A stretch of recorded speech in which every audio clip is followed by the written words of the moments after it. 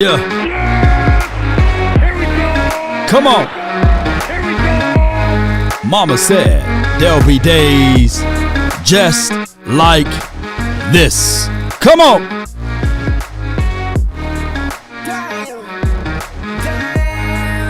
As the room fill up, be sure, and I mean just that, be sure to hit the like button, share this content, let a friend or neighbor know where to go when they want to tune in to Cowboys sports talk and beyond. That's including the ice wall. Baby, come on, baby. Let's get it. The name is Law Nation. Yup. They really say ain't no party like a cowboy party. But what about a Law Nation groove? From my studios to yours. Brought to you by Prize Picks and Beyond. Let's get it. Come on. All right. Yup.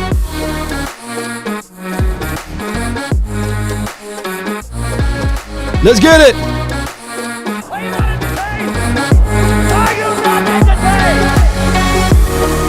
All right. Come on.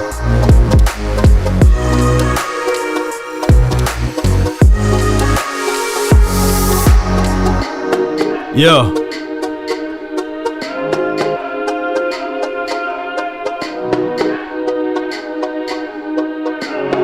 We got a lot of things we're going to talk about on this beautiful, glorious day.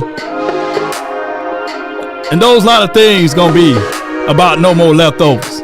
Come on.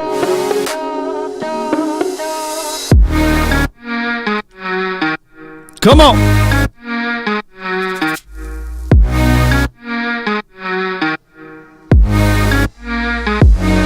Yeah. 5, 4, 3, 2, 1.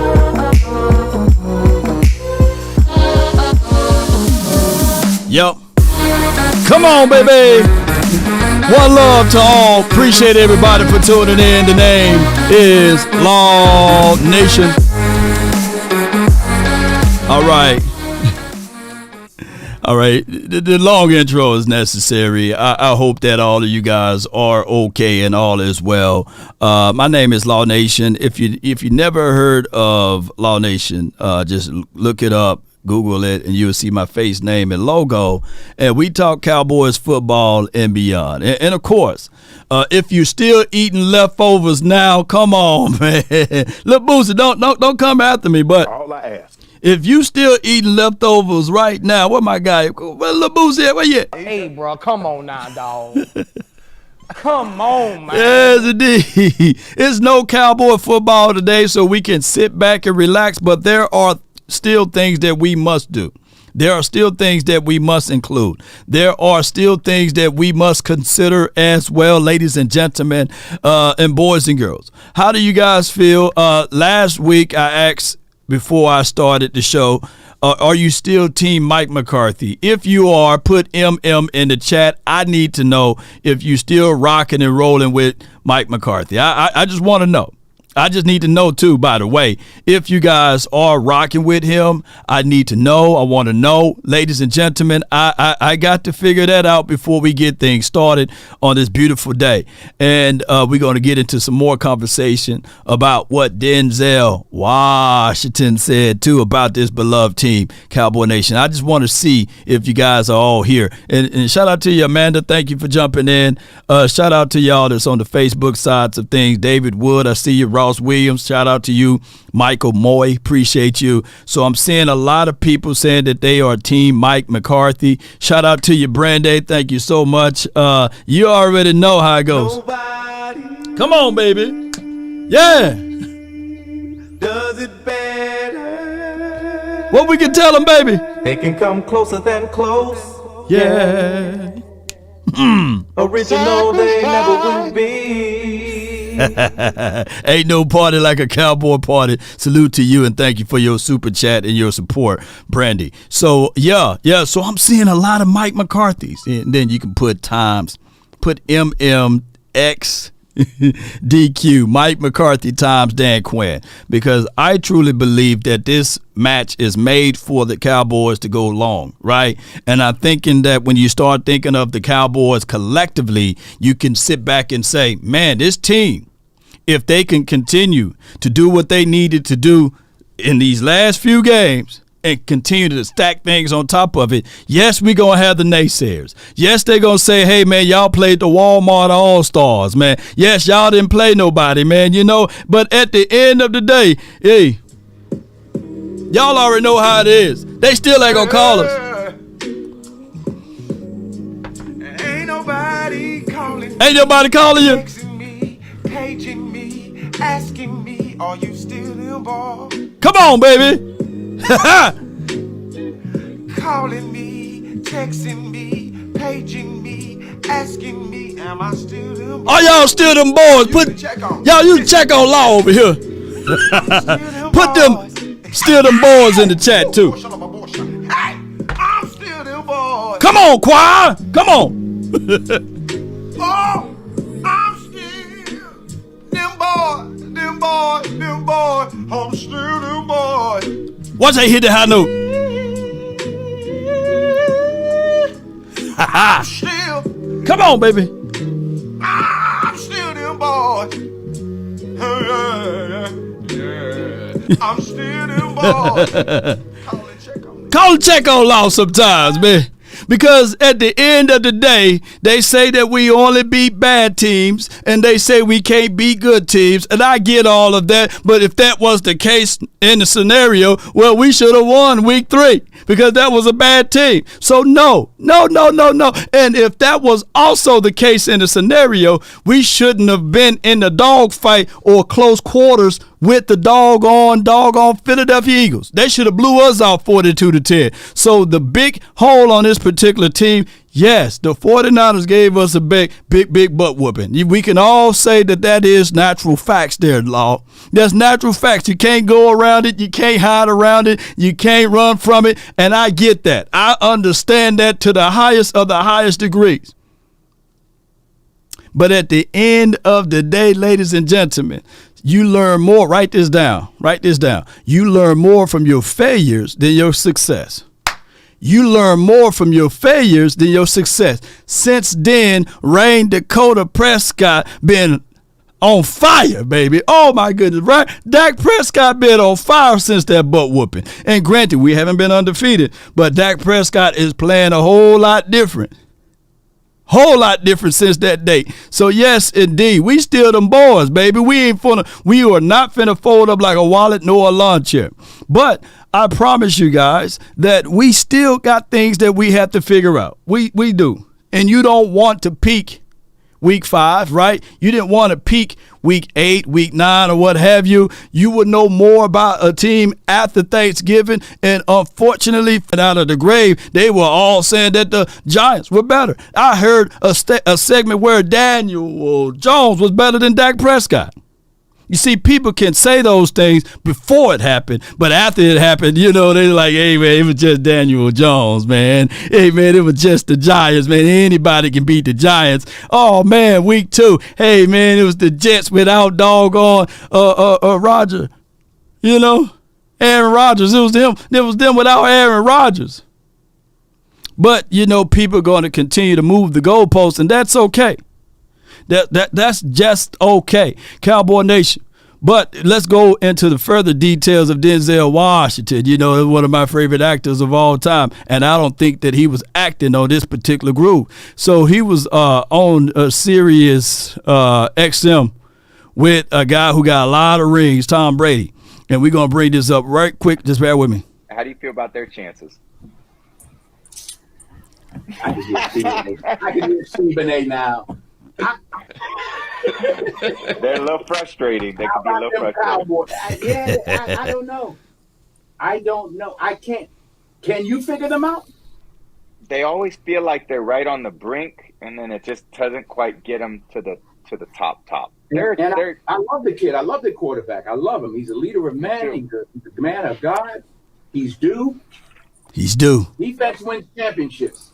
How do you feel? He said defense win championships, and if anybody know Tom Brady's story, I mean, he had pretty much majority of his 7 rings. He had great defenses, and there's no way to take away from Tom Brady excellency here. But we gonna lean on what Denzel Washington said. You know, defense do win championships. And if you guys disagree, and let me know. You know, we can go back and forth and we can talk about something else. But I truly believe defense do win championships. And we do have a kind of a caliber of quarterback that can win you one with a good defense. I've been team defense. I've been banging on the table for a long time. Right. But when Tom Brady said that we've been a team that always got close but never got really over the hump where we can see with our natural eyes that this team could get us there. Well, name me the years, ladies and gentlemen. I'll sit back and watch because context matter. You know, Chan Gailey. Did we really have a chance with Chan Gailey? Y'all write that name down. Did Chan Gailey really give us a chance? In a situation and scenario, because everybody will still say, hey, that team was loaded. Oh, Dave Campo, 5-11, 5-11, 5-11. Was that a situation and a chance in a scenario that we had the talent, we had the infrastructure, we had everything in order? Could we won a Super Bowl with that particular roster with Dave Campo? Excuse me, let me cook some more. Sit back. I know we eating leftovers, but there's no more leftovers now. I'm telling y'all the truth. Now, Bill Parcells, with his 3.5 years here, that was our strongest chance. That was our strongest situation that we could have made an opportunity to win a Super Bowl. But we got rid of him because we had some other stuff that was going on that I'm not going to be talking on this day. All right, so from Dave Campo to Bill Parcells, we had Coach Wade Phillips. Did we really had a situation and a chance? In 2007, I can argue and say, yeah. If you just kept Bill Parcells for one more year, ladies and gentlemen, one more year. And then we went from Wade to a doggone Jason Garrett. For Jason Garrett for 13 seasons, ladies and gentlemen. When was the chance? When was the opportunity? Do you want to say 2014? Do you really want to say 2016? And no shade at Jason Garrett, but I don't even think he can coach a little league team right about now. You know, he's somewhere on TV. Yeah, that's cool and all. But my honest thing is, what I'm mad about is that the Giants didn't keep Jason Garrett long enough. They only kept him for 2 or 3 years after he left us.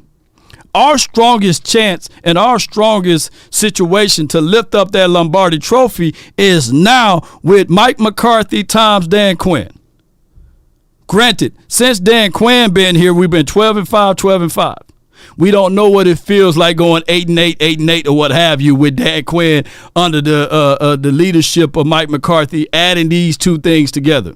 Now, I get it. Most people want to sell their ship on Mike McCarthy because of what happened in 2020, but that was the pandemic year.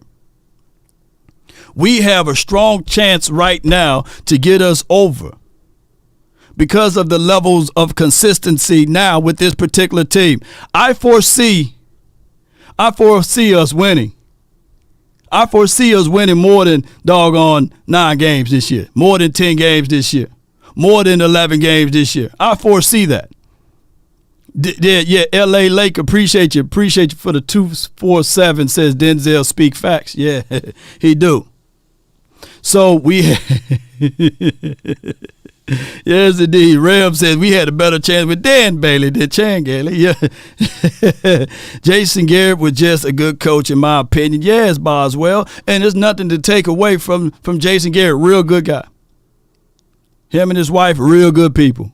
You shake their hand, you can't walk away with a negative impression. Those are really good people. Nice guys. Nice guys finish last, too, by the way. They do. So what I'm trying to say here is our chances right now, ladies and gentlemen, is at its all-time peak, is at its all-time height. Now that you got somebody that can give us real principles and realities of football, none of this, good old boy country club stuff. We got a super chat from Zach. Thank you for jumping in for the $10 super chat. Appreciate you. Thank you so much for your support. public service announcement to hit the like button. Also, this is the most successful Dallas has been since the 90s. I think Mike is doing a great job. Man, come on, man. Shoot. Boy, y'all give Zach some love for that. Oh, my goodness. Hey, Lord, so you speaking too much truth, man. I'm not trying to outspeak my wisdom teeth, but when I speak facts, my teeth turn white, baby. Y'all see the all white, pearly white teeth over here, baby. Let's go. I got another super chat from my guy Jay Versick. Appreciate you. You know.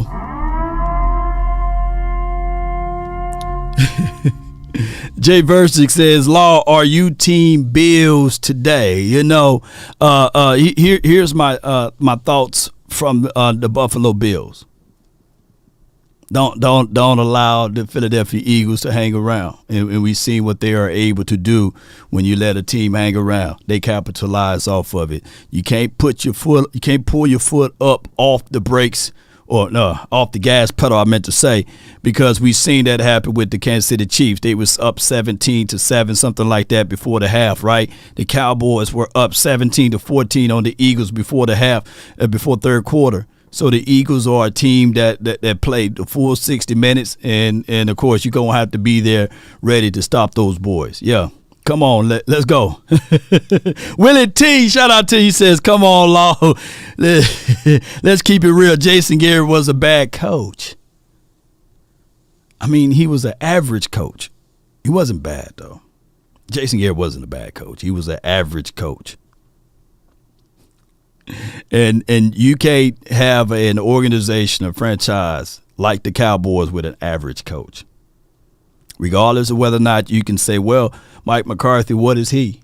Is he an elite coach? Well, that room is only shared for a few guys, right?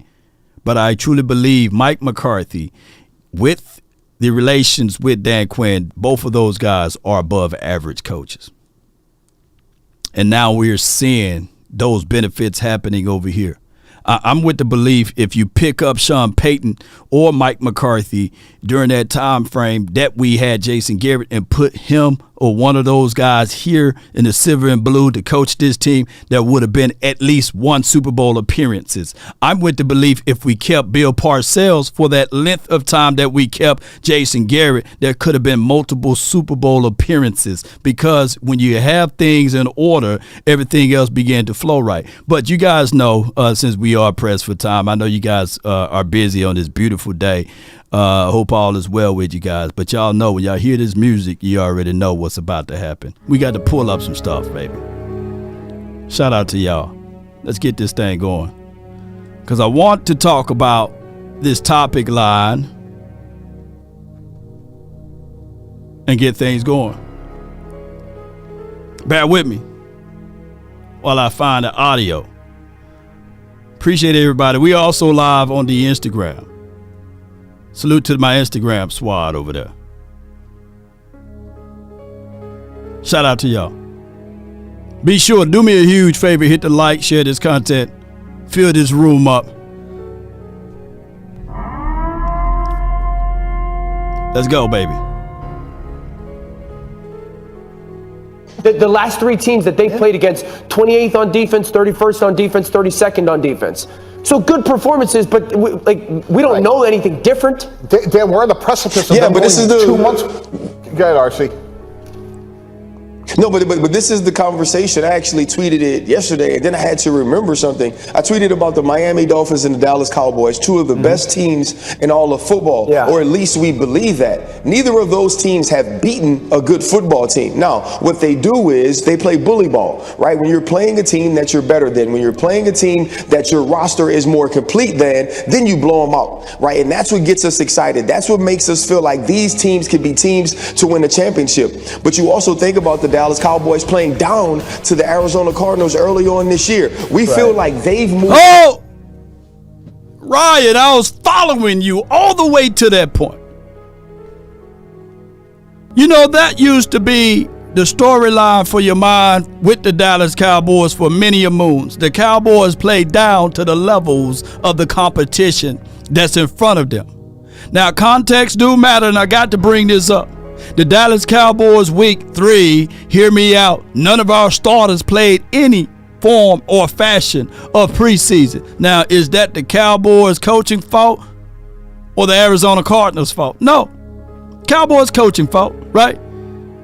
They are the guys. I always tell people in life, shout out to those who've been following the nation. We hit 65 million viewers. That's a lot of viewers. That's a lot of eyeballs. More you can only imagine if everyone gave me $1 just to view this. I would have been a 65 millionaire. Whoa, woo! But everyone have a reason. Results are what matter. And it's also better to be prepared for an opportunity and not have one than to have the opportunity and not be prepared. So what I'm saying here, ladies and gentlemen, when Trayvon Diggs went down, it hit a blow for everybody. It's not like he went down on that Monday. He went down a few days, like a day or such, before they played the Arizona Cardinals. These guys, 4 out of the 5 guys on the offensive line, never played together. We got into the red zone multiple times in that particular Arizona Cardinals game. We did. And everybody was playing with the hero ball mindset too, because they wanted to rally and prove that, hey, Trayvon Diggs, this is for you. So everybody wanted to make a play on the Cards. Remember the hero ball. Remember the hero ball. So when we say, okay, the Cowboys played down to the levels of competition, I'm quite sure if you lace them up and line them up today, the Cowboys would play a whole lot different than they played week 3 against the Arizona Cardinals. And on top of that, these guys got continuity together now, so the 4 out of the 5 guys that was missing on their front 5 is no longer privy to playing in that new spot. So sometimes you may catch a team when they're down, emotionally speaking too, by the way. Yes, Parsons over pursuit. Yes, J-Rock over pursuit in that Cardinals game. Yes, Joshua Dobbs looking like Joshua Vick. But I thought we play and beat down bad teams. They let you know that it's any given Sunday. Sacrifice. So I'm not finna sit here and allow Ryan Clark to use that one. On top of that, if anybody could do what the Cowboys been doing in these last few games, how come when other teams play those particular teams, how come they don't blow out the LA Rams? How come they don't blow out the Patriots? How come? How come? How come everybody didn't blow out the doggone Panthers like we did? I need to know. And the teams that we lost to, ladies and gentlemen, the other team that they are praising right now, they haven't played them yet. The Eagles haven't played the Cardinals yet. The Eagles haven't played the Giants yet. Hey, they was fighting for their life when they played the Washington team. Let me know if I'm lying. Did they go to overtime? Did the Eagles go overtime to the Washington? And excuse me, since the Jets are so bad and such a terrible team, how come the Eagles didn't beat the Jets? They beat us, but how come they couldn't beat the Jets? I need to know. I need to find out, because last I checked, the Jets didn't have Sauce Gardner. Their other DB wasn't even playing. How come? Or is it really any given Sunday, ladies and gentlemen? Let's play the rest of this, because I wanted to jump over here and show you guys that even with Dak Prescott, when he threw the final pass in each of these games, week 1, fourth quarter, they had 11 minutes and 42 seconds left on the clock. Second week, 9 minutes and 18 seconds left on the clock. In the fourth quarter, also week 4, 8 minutes left on the clock. You see this trend right here? No other quarterback. Dak Prescott's stats for this year is equivalent for him only playing 1, 2, 3 quarters. Let's listen to more what he had to say. Past that, like, we won't see those performances anymore, but are we going to see performances that allow you to beat the Philadelphia Eagles? Are we going to see performances that allow you to beat the San Francisco 49ers? Because we have to remember that 2 of the losses that the Dallas Cowboys have are to 2 of the teams you probably have to beat to be a Super Bowl champion, to be an NFC champion. And so that's what we have to figure out about the Dallas Cowboys. When all the chips are on the table and it's great on great, can you be good enough? Can you execute well enough on those days to be the victor in the end? But RC, that's where I would push back a little bit, because I do see greatness. I see greatness in the last 2 months that we're going almost on 2 months, guys. They've lost 1 game, and that was to Philadelphia literally by a handful of plays. That was a heavyweight fight, and they stood toe-to-toe with the Eagles, and they're going to get them in Dallas, and this Dallas Cowboy team is better. We're also going on an entire season where the Philadelphia Eagles have only lost 1 game. Right. The San Francisco 49ers have never lost a game whole since Brock Purdy has been the quarterback. Right. And so I understand what you're saying. It's we're grading the Dallas Cowboys against the Dallas Cowboys. You are now better than what the Dallas Cowboys used to be. We are now more confident in you than we used to be in the Dallas Cowboys. But the 2 teams that they have to play, they've already played and they've lost, and they've played better over a longer period of time. And all right. If we're going to look at it from those aspects of it, I will say this, and I said this before. Them damn 49ers beat the brakes off of us, right? And we came out of that game like, God, dog, I don't even know if there's a situation in a scenario that we can win. There's no more leftovers. At the end of the day, I'm sitting here like, what more do you want from me? What more do you want? But the feeling of that loss is dog sure ain't the feeling of when we lost to the Eagles. Ain't no way, ladies and gentlemen. Now, December the 10th, I will go buy me a Philadelphia Eagles hat and I'll wear it. If the Philadelphia Eagles walk into our stadium and beat us down like the 49ers, I will change my logo for a week and put it on my page if all of a sudden the Eagles will be able to do that for what the 49ers did to us. But I come here to tell y'all the reason why I will make that bold statement, and I don't have any control of the outcome of the game. I for dog sure know that the Eagles are not that team. They are not that team. The Cowboys are a different animal at the crib. The Cowboys are a different type of beast at the crib. And what I'm fighting for, since this is pretty much out of our hand right now, and we put TCB in the chat, that stands for take care of business. Come on, Cowboys. We control our own destiny. But most importantly, ladies and gentlemen, I want the playoffs and the Super Bowl to go through Arlington, Dallas, basically, stadium. I wanted to go through that area. All we need, 49ers got to slip. They got to slip one more time. And we're going to take care of business with the Eagles. Week, December the 10th. I'm not worried about them. But we just need the Niners to slip one more time. And we seen what Detroit did on Thanksgiving Day. There's people moonwalking back onto Detroit. Y'all seen how everything shift. At first, when they had these type of conversations, it was always like, hey, Detroit, Eagles, Niners. They moonwalked out of the Detroit conversation. If y'all can't see that the Cowboys are a great, matter of fact, you might say this, the Cowboys are in an elite team at the crib. You can put elite at the crib. Great team everywhere else. We need to take that authoritative mindset and run off with it.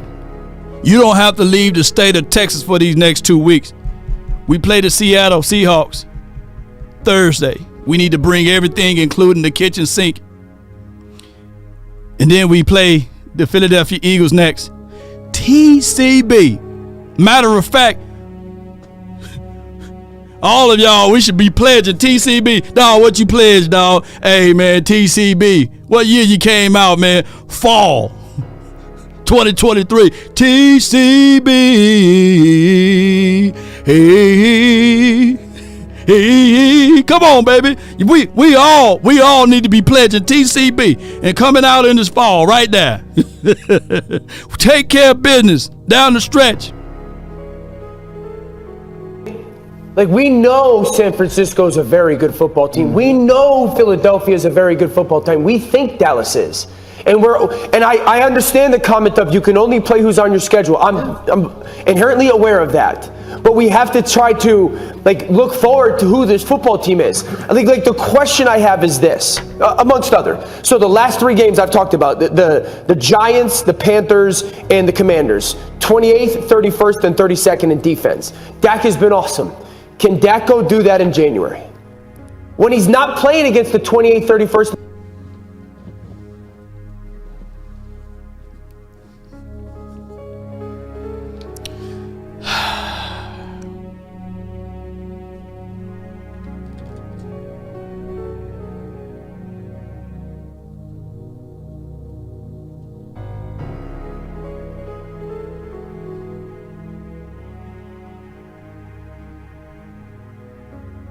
Y'all bear with me. Dak Prescott, 29 for 44, 374 yards, 8.5 yards per throw, 3 tubs. He got sacked 5 times, still came out with a QBR of 72.6, passer rating of 115. Granted, yes, his feet were just a little too long on the edge. And football is a game of inches. But if I were to tell you that Dak Prescott is going to throw you for 3 touchdowns, 374 yards, and these sorts of things versus the Philadelphia Eagles, you can't point to me and tell me, hey, man, the quarterback will be the fault in that game. Because what I'm looking at, ladies and gentlemen, is 28 points, 28 unanswered points that particular Eagles team were able to march down the field. And I'm not trying to say that Dan Quinn was the issue in that particular game, or they could have been helped out with the aficionados. I'm not finna go that route. But what I'm saying here, ladies and gentlemen, is that we also in these big games, let's not pin the tail only on Dak Prescott, but I need to see this defense give me some scoops and scores. Give me a takeaway. Give me a crucial sack. Give me a turnover. Can I order one? I need a pick 6. I need for my defense to also not give up 28 points. I recall even on the years that the Ravens won their Super Bowl with Joe Flacco. I remember even when they won it with Trent Difford, and I'm not saying that we got that kind and brand of defense. But they said, man, shoot, all we need is 14 points, 17 points. We just need for you not to turn the ball over. What did Denzel Washington said? And the reason why I'm pulling this up, because I need to let y'all know what Denzel said. About their chances. I can hear Stephen A. now. They're a little frustrating. They can be a little frustrating. I don't know. I don't know. I can't. Can you figure them out? They always feel like they're right on the brink, and then it just doesn't. Listen to this part. To the top. I love the kid. I love the quarterback. I love him. He's a leader of men. He's a man of God. He's due. Defense wins championships. Defense win championship. Defense, baby. Defense, man. We got the quarterback. Defense win championships. I'm old enough to remember Brad Johnson won a doggone championship with a good defense. Eli.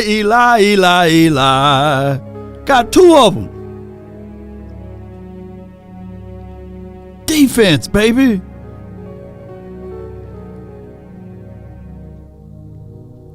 Ben Roethlisberger, man, he got 2 rings. He did it before he got to that elite status, by the way. Russell Wilson got a ring.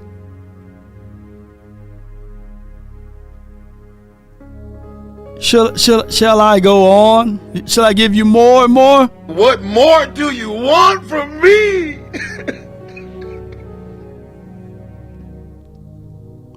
What I can't have, ladies and gentlemen, I can't have Dak performing well and the defense performing trash.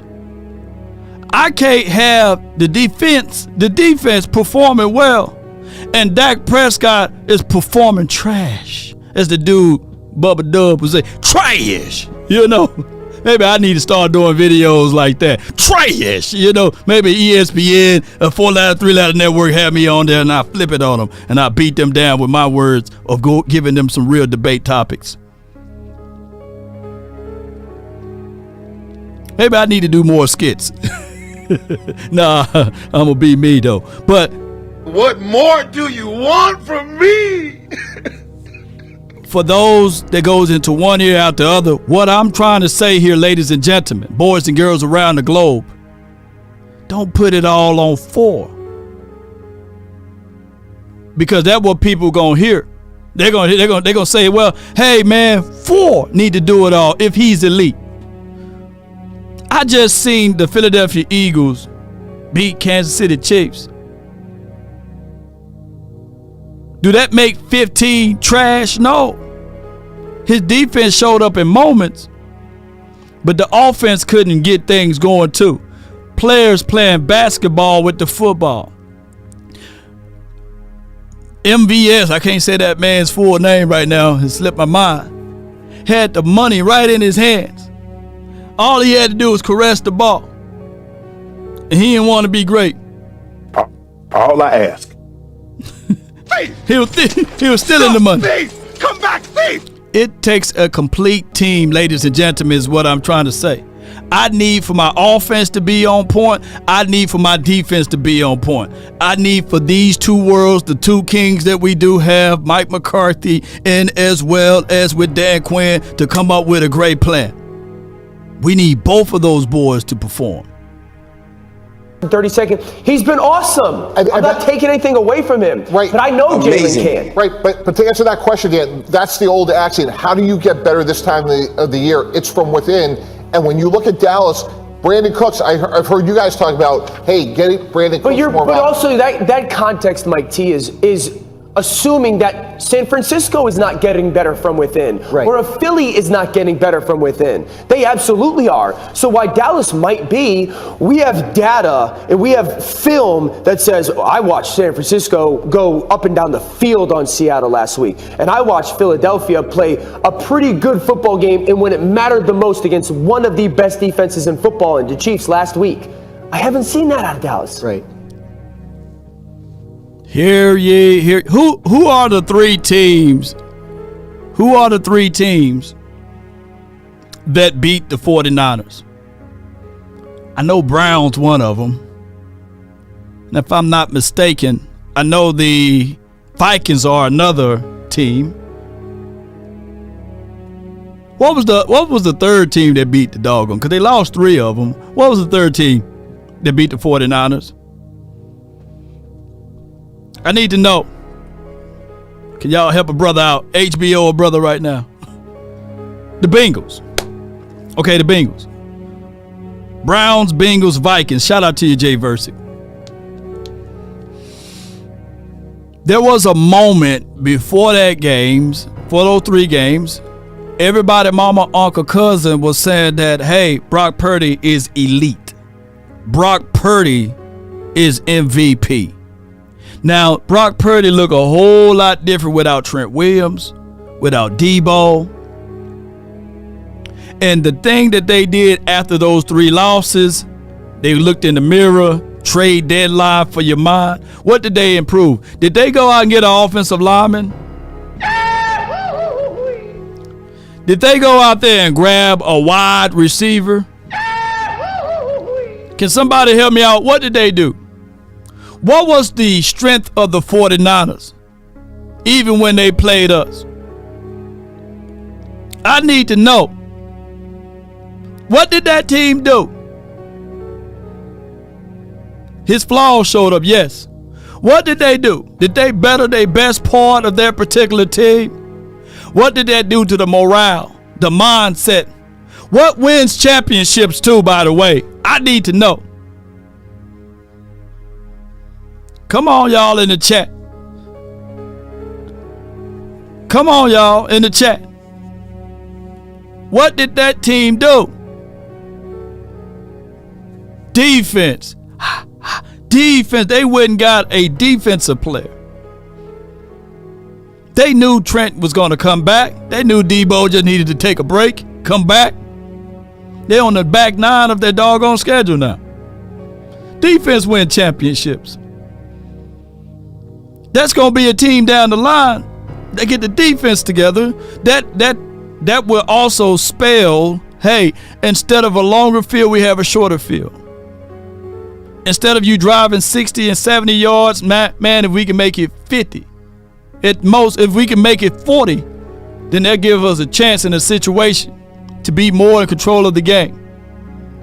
We already a run-first team. I'm talking about when I say we, the 49ers, I meant to say. You know, I can't say we around there for the 49ers. But my brother, the 49ers, Twin Maker, he would tell you, they try to run the ball, they try to play clock game. It's a complete team effort. So when they got back from their break and they start winning again, now all of a sudden Brock Purdy is playing better. Defense win championships, baby. Tom Brady got 7 rings. If I'm not mistaken, out of the 7 rings, and I'm not taking away from him, I know for sure for the first 3 rings, they had great special teams play, and they had great defense. Shout out to Ty Law and all of those boys over there.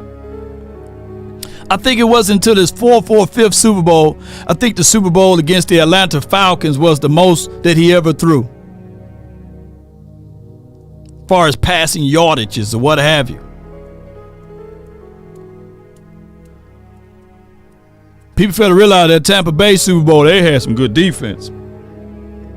Defense win championships. And I'm not taking away Tom Brady rings or what have you. And we haven't had the opportunity to see it since the the Philadelphia game and the teams they've played since. So RC, we did talk about that tweet of yours early in the show. Like, what prompted it, and kind of where are you on the idea of like, hey, all they can do is play the teams in front of them. Are they actually getting better while they do that? Yeah.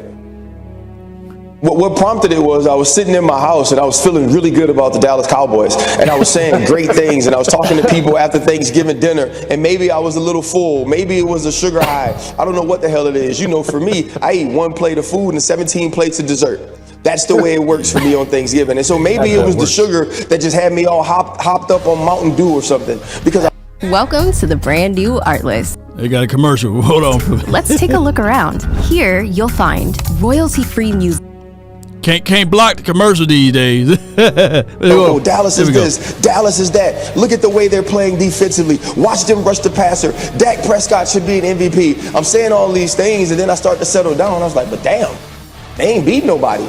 Yep. And you start to look at their schedule and you look at their resume, and I think Dan put it in such an impressive way when he's saying we're talking about the film and the fill and the resume. Those two things are different. When you look at the eye test of yesterday, it's like this team could beat anybody.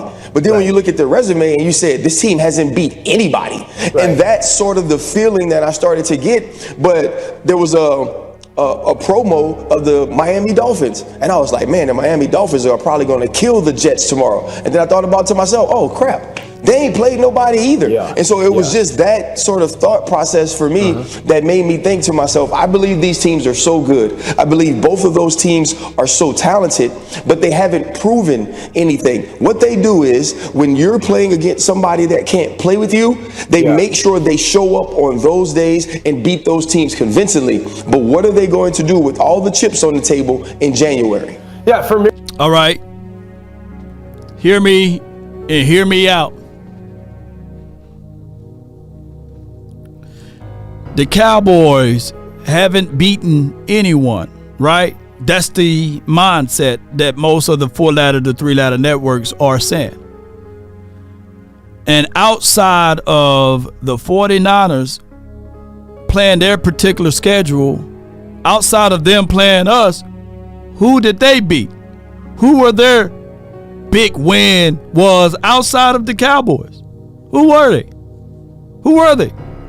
And one can argue with the same sentiment and the statement line for the Eagles outside of us. So in my mindset, I'm starting thinking too, if you sit back and you got your leftovers, there's no more there, right? No more mac and cheese. And if you're still eating Thanksgiving leftovers now, man, something ain't right with you, man. Come on, man. Hey, come on.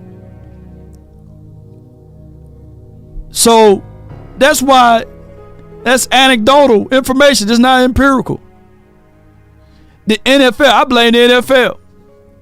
The NFL, they put all of the big games on the latter end of the schedule. They put all of the heavy games at the latter end of the schedule. It's not our fault. It's not our fault. I said that, shoot, the week that the Philadelphia Eagles had to play the Washington team twice, whoever were the schedule makers then, they were out their mind. They could have put us in between those particular games. It make no sense of them playing a division of foes twice before they played us. They could have mixed that in, but no, they were the ones that wanted to wait and put us on the back end like that. You know, they didn't want to put us right coming off of our bye to play the Philadelphia Eagles. That's okay. The schedule makers, that's their fault, right? They had the opportunity to make it, whereas week 1 we play the Eagles instead of the Giants, so we won't have this conversation. Who played who? Who played who? They could have made that. It's the schedule makers' problem, not ours. So far, and I'm going to say this on the front end of the season, the LA Rams had a terrible schedule. They played the Seahawks. They played the Bengals. They played the 49ers. They played the Eagles. When it was time to play us, how in the world were they supposed to be above 500? How was that going to be possible? If they were, then I would have put them in the Super Bowl favorites. And I think that they even beat the doggone Seattle Seahawks week 1.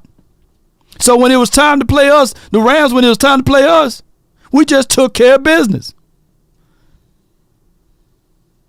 Y'all acting like it was our fault that the Rams were below 500. And there's a weird record out there. Teams, after they played us, they began to go on a losing spree. I think the only team that after they played us won a game was the Philadelphia Eagles. They had a bye week. They were able to recoup and heal up a little bit. So we got to contextualize that too. So, hey, about who we played and who we didn't play. So what y'all expecting? Because last I checked, the Chargers, when we played the Chargers, that was expected to be a team that can really give us an L. A lot of people, even Cowboys,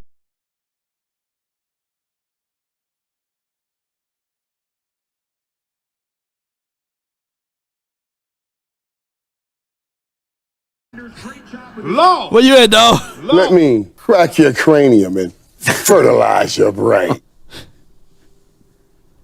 So now we finna play the Seattle Seahawks.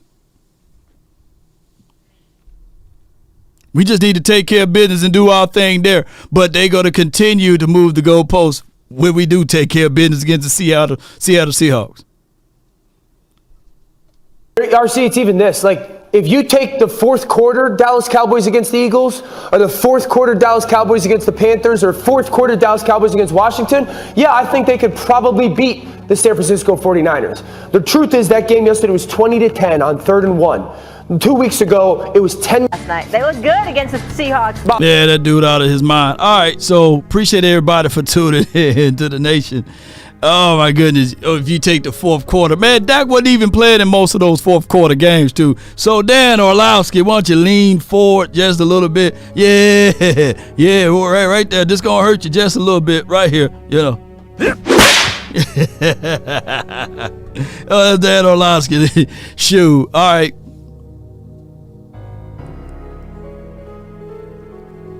It is what it is.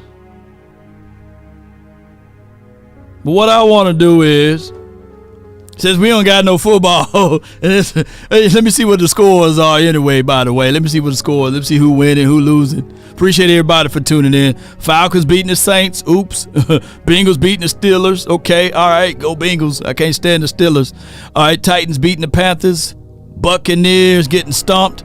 Okay, but they supposed to be a great team. The Buccaneers supposed to be a great team. The 49ers beat them. Oh, the Eagles beat them. Oops. Okay, my bad. All right, Jaguars over the Texans. Come on, CJ. I'm rooting for CJ. Browns, Broncos. This is the game later on down the stretch. Ravens, Chargers, and, of course, the Bills and the Eagles. But what I want to do here, since we pretty much chilling today and we don't got nothing else to do, basically, what I want to do is open up the phone lines and listen to y'all talk and spit your mind. Call my phone, hit my line. Only ones who down for. Appreciate y'all, man. Keep it super thorough my way. The hotline for your mind. Keep it super thorough my way. It's brought to you by Prize Picks. Appreciate you. 657-390-7391. Watch how that beat jump in. Hey.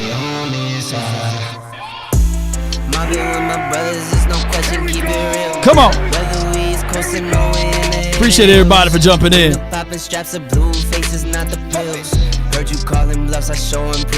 Let's get it. One love to y'all. You are the only participant in the conference. All participants are muted. 657-390-7391 is the hotline.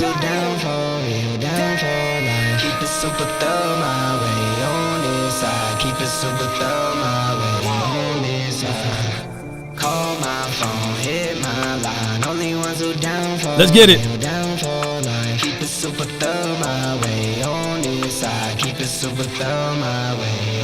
I got my brother from another mother, no other, don't look like Danny Glover. Glenn Law, you live, bro. Talk to me from the 202.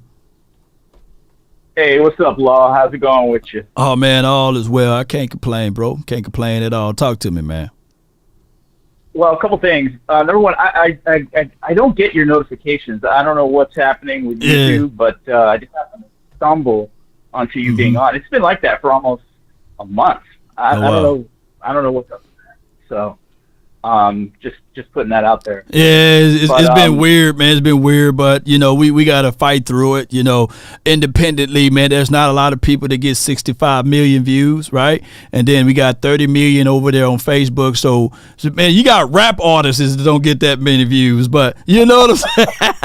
I'm cooking, baby. You know how it is, man. You can't keep a strong man down. You know how it goes, bro. So I'm just doing what I'm doing, naturally and organically, and I shut down some people, man, who trying to do some things with this, but it is what it is. Talk to me though, man. What's on your heart?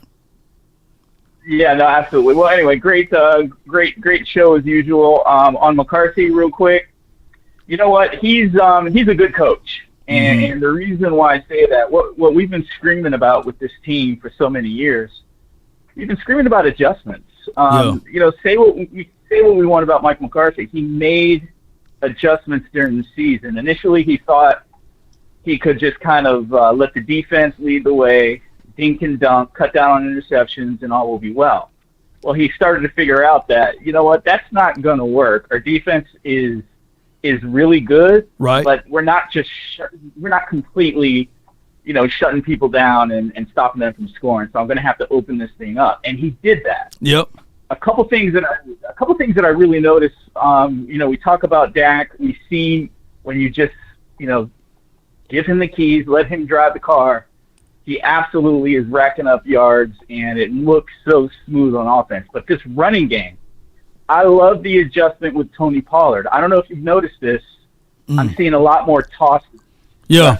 Not just handoffs, but tosses to get him out in space, get the lineman out in space, and let Tony Pollard find his own hole. I guess that's more of a zone scheme. You tell me. But I love that adjustment. What do you think about that? Well, A lot of times, with Mike Solari's scheme, it was a new one. He did a lot of pull traps. He did a lot of pulling of guards or what have you.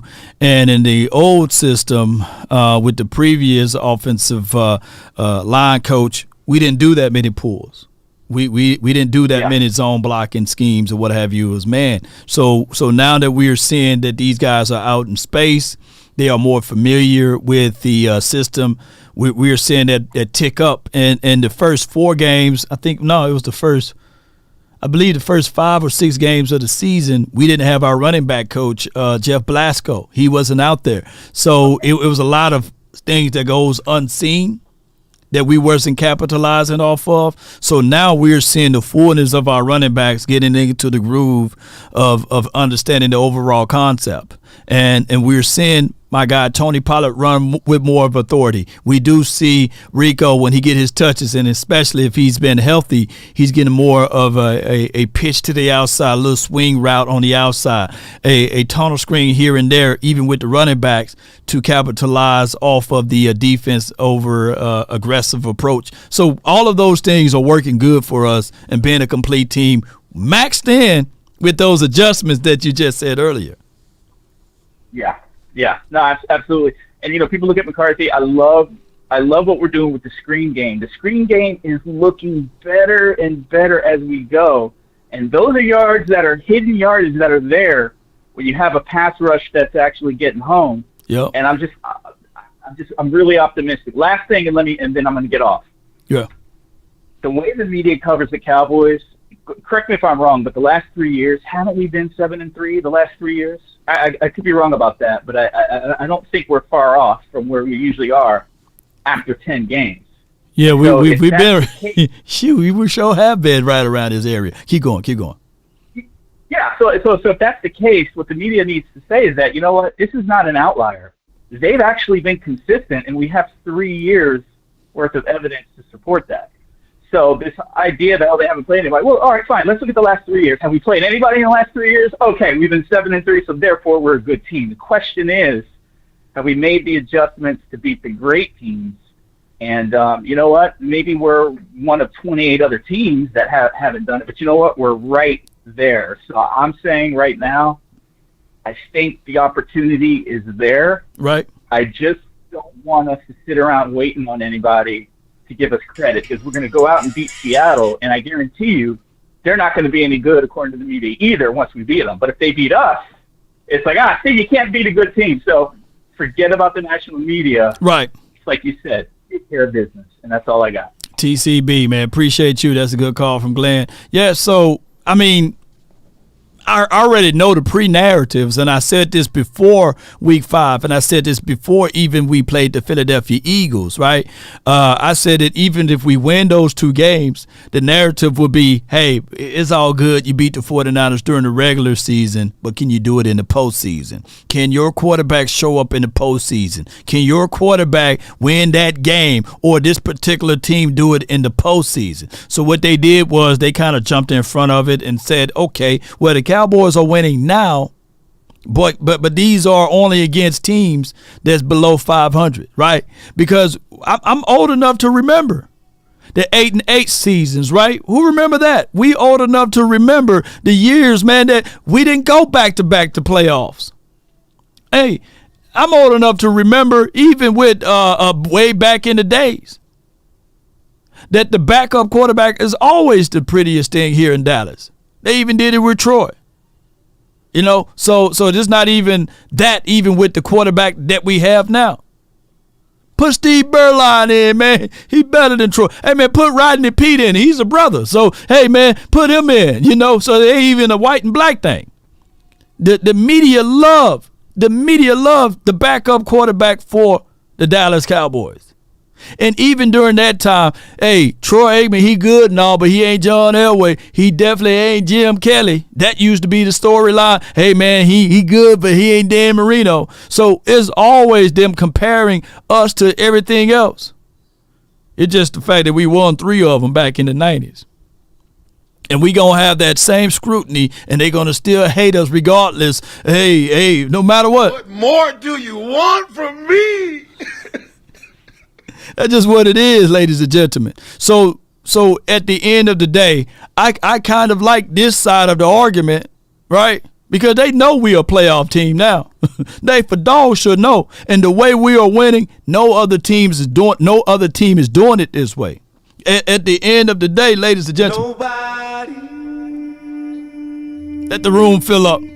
Does it better? What else they can do? They can come closer than close. Yeah. Come on. Original, they never will be. I got Mr. Burns, man, from the 276, man. You live on the Nation, brought to you by Prize Picks. You in the mix. Talk to your boy. Man, what up, Law Nation? What's going on with you, man? Man, all is well. I can't complain over here, man. We 8-3. Hey, man, we chilling. We relaxing over here.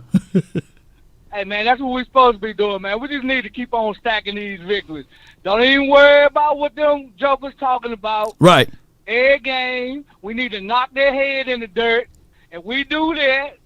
When the playoffs come, we got to do the same thing. You got to do the same thing. Just win, baby. Just win it. That's it. Just win. It don't even matter. Just win. And that's how you shut people's mouth up when you win. Right. You know what I'm saying? When you win, that's how you shut their big mouth up. Just win, baby, like Al Davis used to say. Yep. That's all I want us to do. Yes, indeed. Just continue to play consistent, and we're going to see y'all when they play Philadelphia. Me and my boys coming down there. Woo! They wanted me to tell you we're going to check you out when we get down there so we can bust them Seagulls up. You know what I'm saying? And we just want Dak Prescott to keep on doing what he's doing. Hey, shout out to Deron Bland. Oh my goodness, man! You know, I'm so busy talking about the quarterback and everything. I forgot to just put some light on this defense, man. Hey, Deron Bland, man. Hey, that dude Blandism. You know, that's just what it is, man. Just like Buddhism, Blandism. That's what he's a whole guy that if you continue to try to attack him, hey, he's going to end up capitalizing off of it, bro. And he's that dude. And this defense. The more and more I look at it, and the more and more I see about Micah Parsons, Parsons don't know about the pitfalls that we had before he got here. Every year Parsons been here, we won 12 or more games. We won 12 or more games. Hey, look, so, shoot, we all right. And we all right. And I want to see Rashad Evans to play more. If we get that dude in there to bust some heads and get this defense to get to knocking some folks out, right, that's going to make us even better. You know what I'm saying? Right. Hey, look, Law, you doing a great job. You and all your boys. Man, I appreciate it, man. Y'all spreading this thing like wildfire, man. And I don't even listen to them all the jokers no more. That's good. I don't want to hear that. You know yes, indeed. I want to hear what we can do to get better with you, Vox, the King, the King, all them. You know what I'm saying? What we can do to get better, right? Yeah. That's it. Yeah. I don't care. We don't care. We already know what kind of team what we got. Right. We know what we got. Right. We know what we got. Woo. Hey, look, can we get that dude, that Leonard dude? Darius Leonard. He ain't coming to us. Now, last I heard that they talked to him, right? And one thing I can tell you about the Jones family, they are a family, you know. They run it like a mom and pops, but they really are a family. And they probably, just to be fair, they probably spending time with their family and their loved ones right now. And it'll be back to business as usual Monday or Tuesday.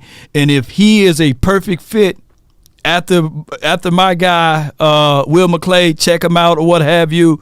And if they can make it work, then it'll work. But if they don't move with him, I will not get mad at the front office because they deserve to have our grace and mercy. They do. Yeah. At the end of the day, they deserve to have our grace and mercy, and they deserve to also have their rationale of way that they can look at this particular team and say, hey, we good with what we got. Because look at Deron Bland. If they didn't deserve that, then name me another team that got a guy that is doing what Deron Bland is doing right now, setting records, man, that Rod Woodson, Deion Primetime Sanders never done, right? So we just gonna sit back and let them boys cook. Hey, look, did you like how he Hey, you know, they was trying to stop him from getting that touchdown, and he did a couple of moves to get up in there. True. That showed me he wanted that thing, didn't he? He wanted that thing. He wanted it, man. Hey, I'm just so glad we busted them Commanders. Oh, my the way goodness. they did us last year. I was so glad about that. Look, I don't care if we win every game by 1 point, long as we win. Shoot How ya. about them Cowboys? That's Mr. Hey, Burns, keep man. on doing your thing, Law. Appreciate you, man. Thank you for your support. That's a good call from him. And there's another guy named Geno Stone. Not going to leave him out of the picture. He was a late round draft pick that's doing wonderful things. He played for the Ravens, right? Let's not leave him out of the mix. I think the Ravens is another team that draft pretty well. They got great scouting department that makes great moves during the offseason and during the season. So let's not leave out Geno Stone. So salute to that guy. But for right now, I'm going to leave it in the hands of the Cowboys, even though we might get angry and upset at their lack of movement and their lack of acquisitions or what have you. But at this point, we gonna hold our hands back and say, man, they doing that thing, man. Shoot, hey, you know, they doing that thing over there, ladies and gentlemen. Let's go with the next caller, man, from Mike that's in the 49ers land, man. Talk to me from the 831. You're live on the Nation, brought to you by Prize Picks. You in the mix. What's happening, Law? I just have a couple points I'd like to make. Okay. Number one, people forget that we have two players this season that broke all-time NFL records. We're talking all-time records, not just a season record. Bland with his pick sixes, and then CD with his 3 games with 10 receptions, over 150 yards. Our defense is number 3 versus the run, and our defense is number 2 versus the pass. And we know what defense means to championships. Yeah. So I'm tired of people, moving the goalposts on every single category. We can only play who we can play. Right. And these stats show that we are exceptional no matter what. We're playing at an elite level. Yeah. I say, CB, let's take care of business. And how about them Cowboys, Law? How about it, man? Great call from you, Mike, man. And let's go. Hey, he spit the facts right there. Who can argue against facts right there? Let's go, man. Let's go. Like we are only that's what we can't do is make the NFL problem our problem. The Cowboys only playing teams that's below 500. That's not our problem right there. That's not ours. That's the NFL problem. They wanted parity in the league, and if they didn't want that, then let's stop revenue sharing. Let's stop all of that, and whatever money coins we make, we keep them for ourselves, and we'll see how everything will stand tall at that point. Right, we'll see how the Saints organization look when we stop revenue sharing. We will see what the Bengals will look if we stop revenue sharing. The Vikings, the Atlanta Falcons, and we'll keep it. Yeah, hey, whatever coins the Cowboys make, we keep, and we'll see how teams will look like at that point. But no, there's revenue sharing. Everybody got the same amount of money on the cap hit. What you doing with your money? So when we look. A prime example of that, ladies and gentlemen, is when people say, well, that Washington team, that game don't count, it don't matter. Hell, last year, in a meaningless game, allegedly, the Washington team beat us. And we were going to the playoff. They were sitting at the crib, going to the crib, eating at the couch, watching us play the next week. While they sitting on their couches. But don't y'all know how many Washington fans done hit me up all off season saying that, hey, y'all might have won the battle, but the war is far from over. And for right now, Sam Howell owns Dak Prescott. Oh, matter of fact, Sam Howell owns the Dallas Cowboys. For a matter of fact, Sam Howell, y'all should call him Uncle Sam now, But hold on, I thought that game didn't matter. See, we got fan bases over here that would accept us losing games, basically. Because they would sit there and say, well, basically, the Cowboys, because that's what y'all want. Y'all want us to play down to the levels of competition. Y'all don't want us to destroy. the opposing team. And y'all want to say, hey, man, the Cowboys are just stat padding. No. I'm old enough to remember when Tom Brady had to play the Jets twice a year. He had to play the Dolphins twice a year. He had to play the Miami Dolphins twice a year. Those are 6 games. 6 games that those teams were below average. And nobody ever brought up, hey, man, those are the lonely Jets. Go look up the Jets in the early 2000s. Go look up Miami. Go look up the Bills. Those teams was trash. But he got all of the awards and accolades. He got a free ride. And the law of averages, the more chances that you are in the playoffs, more things can happen. You will be due one. I'm old enough to remember that even Aaron Rodgers, he had to play the Lions twice a year.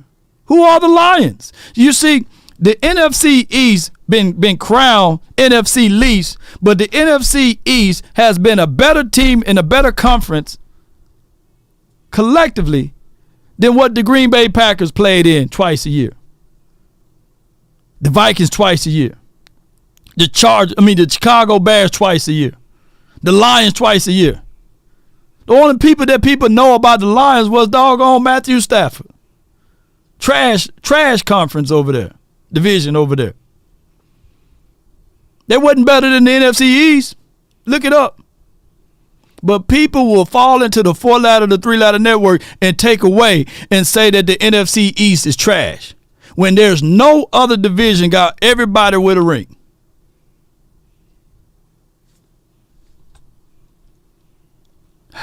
I digress. And the craziest, you know what the craziest thing of it all, y'all? The craziest thing of it all. If we were surviving, you know what I'm saying? You know how that segment talking about surviving R. Kelly, surviving Puff Diddy. You know, we've been surviving Jason Garrett, you know, for 13 seasons, baby. Shoot. God dog, we've been surviving.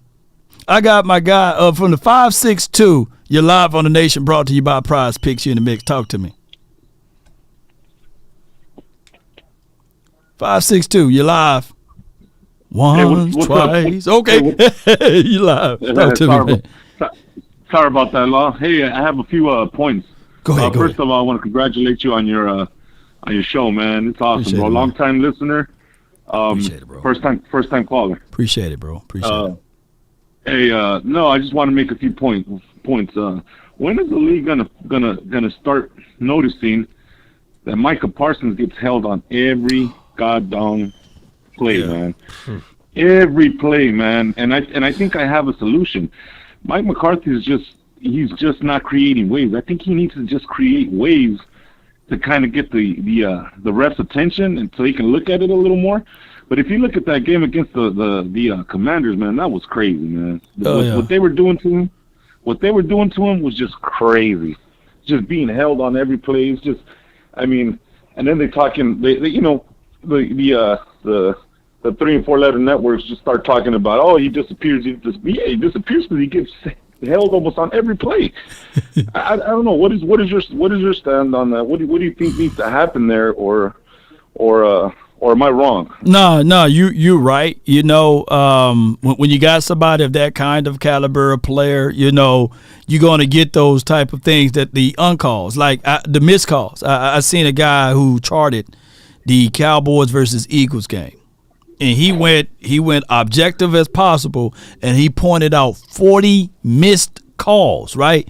And he used comparisons and analysis, and I was like, man, you can argue that you can do that with any game, but 9 times out of 10, the way he pulled up the comparisons and analysis, even Eagles fans were like, damn, yeah, he right. So it goes all the way back to DeMarcus Ware. DeMarcus Ware used to be so great off of his get off that the official would look back and say, ain't no way. He got to be offsides because he was just that great. Yeah, he was just that great. Mm-hmm. So is it just because they can't call holding plays on every play? I mean, I understand. Yeah, you can't call on every play. I guess it kind of just goes back to like like the Legion of Boom when they were just doing, you know, PIs and the refs were just like, man, we just can't call PIs all game. You know what I mean? Is that Is that the way the league is looking at it? I mean, because I honestly, they can probably call a holding call on Micah Parsons on at least 70% of the plays, man. They can. It's just crazy. They can. It's all about, like, do you remember The Greatest Show on Turf, right? You remember that? Yeah. All right. So the year they won the Super Bowl, it was great. It was like fantastic. They were fast. They was elusive. They won the Super Bowl. They beat everybody. People didn't see a team with that many wide receivers doing their thing. But the following year, they had to play the Patriots. And the Patriots said, you know what? We're going to grab them and hold them. We're going to get physical with them. And the Patriots ended up winning the Super Bowl. Why? Because they got physical with those wide receivers. They beat them up at the line. They beat them up off of their jams or what have you. The following year, what they said is, you know what? We got to make things in favor for the offense back again. We're going to have to change the rules. And then that's when they incorporated and really had focus and emphasis on, hey, you can only do that for the first 5 yards. The Patriots used to be 10 yards down the field, 15 yards down the field at the top of the route. They teach us all DBs and wide receivers, you can get physical at the top of the route. You can't do that anymore. So they try to make the game will always be in favor of the offense. And if Micah Parsons, if they really call it the way it's supposed to be, Micah Parsons will average about 5 or 6 sacks a game, which will put favor back into the defense. And now people it'll be a change of the world on how you play. So they're not finna change it. What we can do is point it out. The players really can't even talk about it because they would get fined. So what's going to happen is going to be us. If we can continue to point it out and call it out, at least they will have a focus and the emphasis on that. But they are not going to change it because they are leaning more towards offense. And it's crazy because, I mean, you know, I don't know if you follow Baldy. Yeah, Baldy. Yeah. Great guy. Yeah, he talks about it all the time, man. So I know he has, you know, I know he has a good, a great, large audience. And even then, they still don't. I mean, it's crazy what they do. Anyhow, another point I wanted to make. I don't know what it was, but when Diggs went down, I love Diggs, man. He's phenomenal. He's a legitimate shutdown corner. But when he went down, I wasn't sweating it, man. I knew Bland was going to do his thing, man. I just from last year, like the intangibles he has. And let me point something out, man. This kid is so humble, it's crazy. And that makes I mean, you can't hate the guy. That makes the amount of hate that the Dallas Cowboys get, and you got other players saying that stuff, man. You have fans from other fan bases that don't like, traditionally don't like the Cowboys. They're even saying, man, that guy, and just his humbleness, man, is just, it just makes him even more special. You know what I mean? Yeah. That's just my take on things, man. I don't, something else. If we drafted, like, say for instance, a lot of our offensive linemen, like we drafted most of our linemen, we draft them with the idea that we want them to be mobile and be able to get to the second level. Did we go away from the zone blocking scheme? I mean, why are we going away from our strengths? I mean, obviously now we're more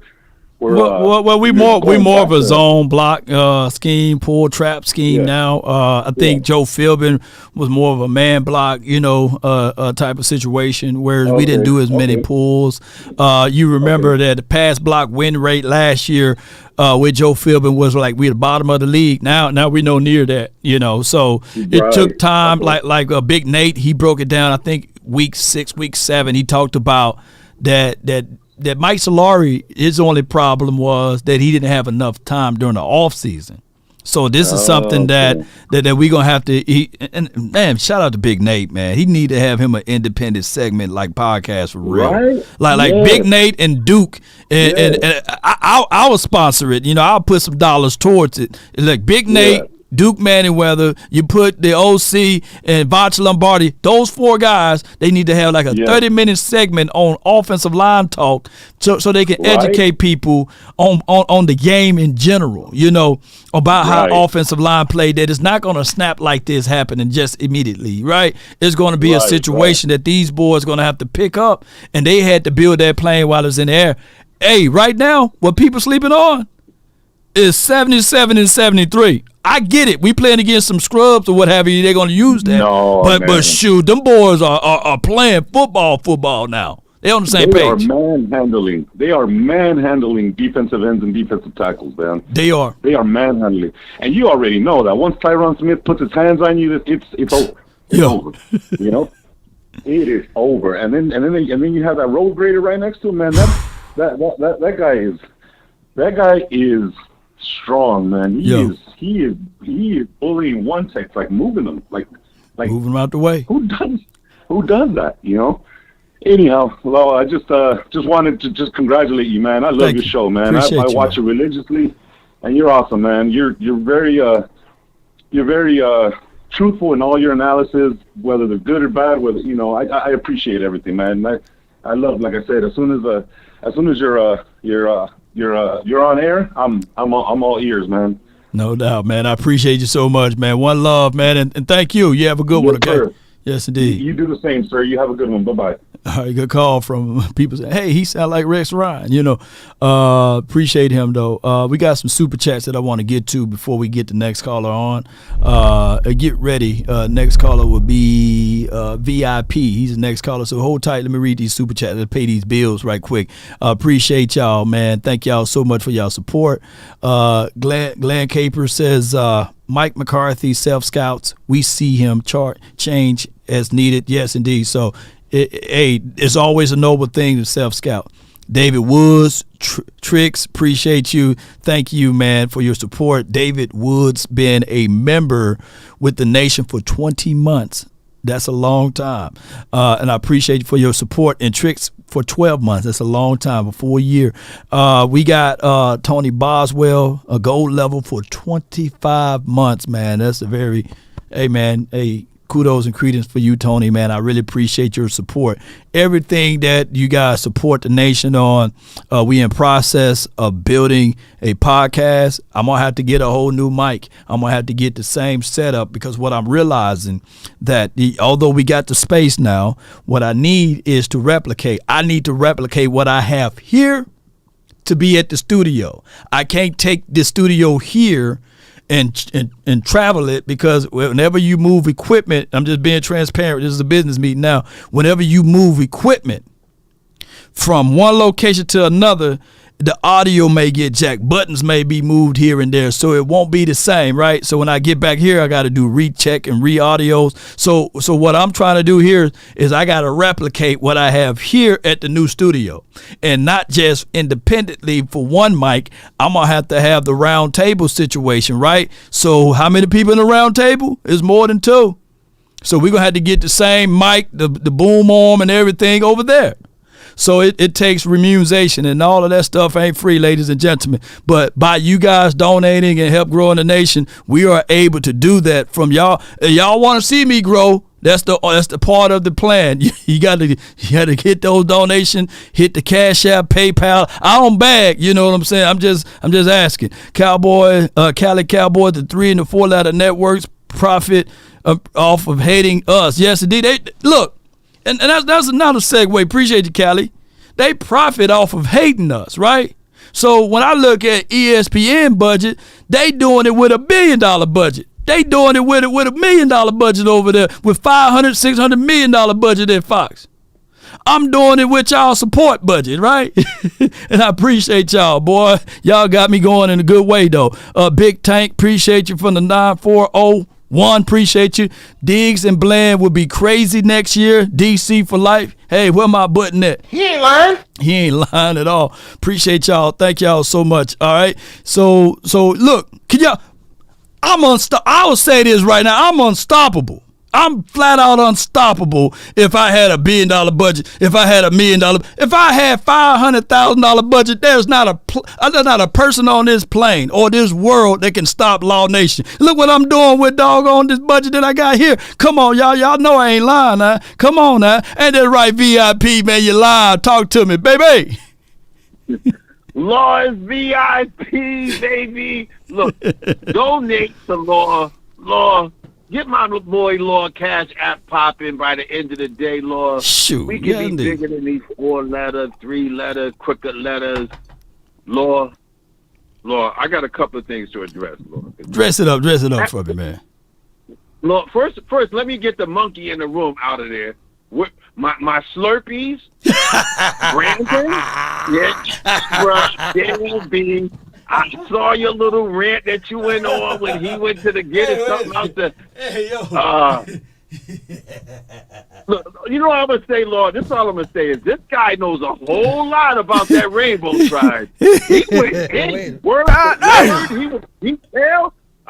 Well, he's schooling us on the Rainbow Tribe, so he's coming out the closet. I'm happy for him. Look, Lord. All right. Where I'm from, we don't knock nobody hustle, Lord. Right. For him, Lord.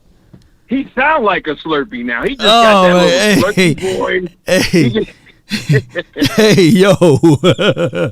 Hey, man. Hey, I know you ready. I know you ready to rip off at him, man, and let him know. You know, you see me in the physical form. Let it be known I'm troublesome, right? Yeah, you troublesome, man. Lord. I already know. That's what it is, Lord. But I know we got internet thugs like Brandon that couldn't wait. Like he's one of them guys that say he's about 5'2". He's home. He looks like a little dumpling. He just sits in front of me. He can't wait for you to come on, Law, and talk about my quarterback. My quarterback that he said he didn't want to talk about. All I ask. Correct, Law? He said he wasn't judging my quarterback until the playoffs. Now he got all kind of fugazi stats to throw around. What do these numbers mean? And what does this number mean to you, Law? What does this number mean to you? Okay, Brandon, 13 and a half. It's an evil world we live in. What does that mean to you, Lord? Hey, that's all he needs to be worried about. Hey, man, one of these days, I thought I could do it during the regular season, man, but off season, man, I'm going to have a battle royale between you and Brandon, man, on camera now, you know, not on a phone call, and we'll see what's going to happen we're going to see what can happen from there. It's all out of love, Lord. I love, man.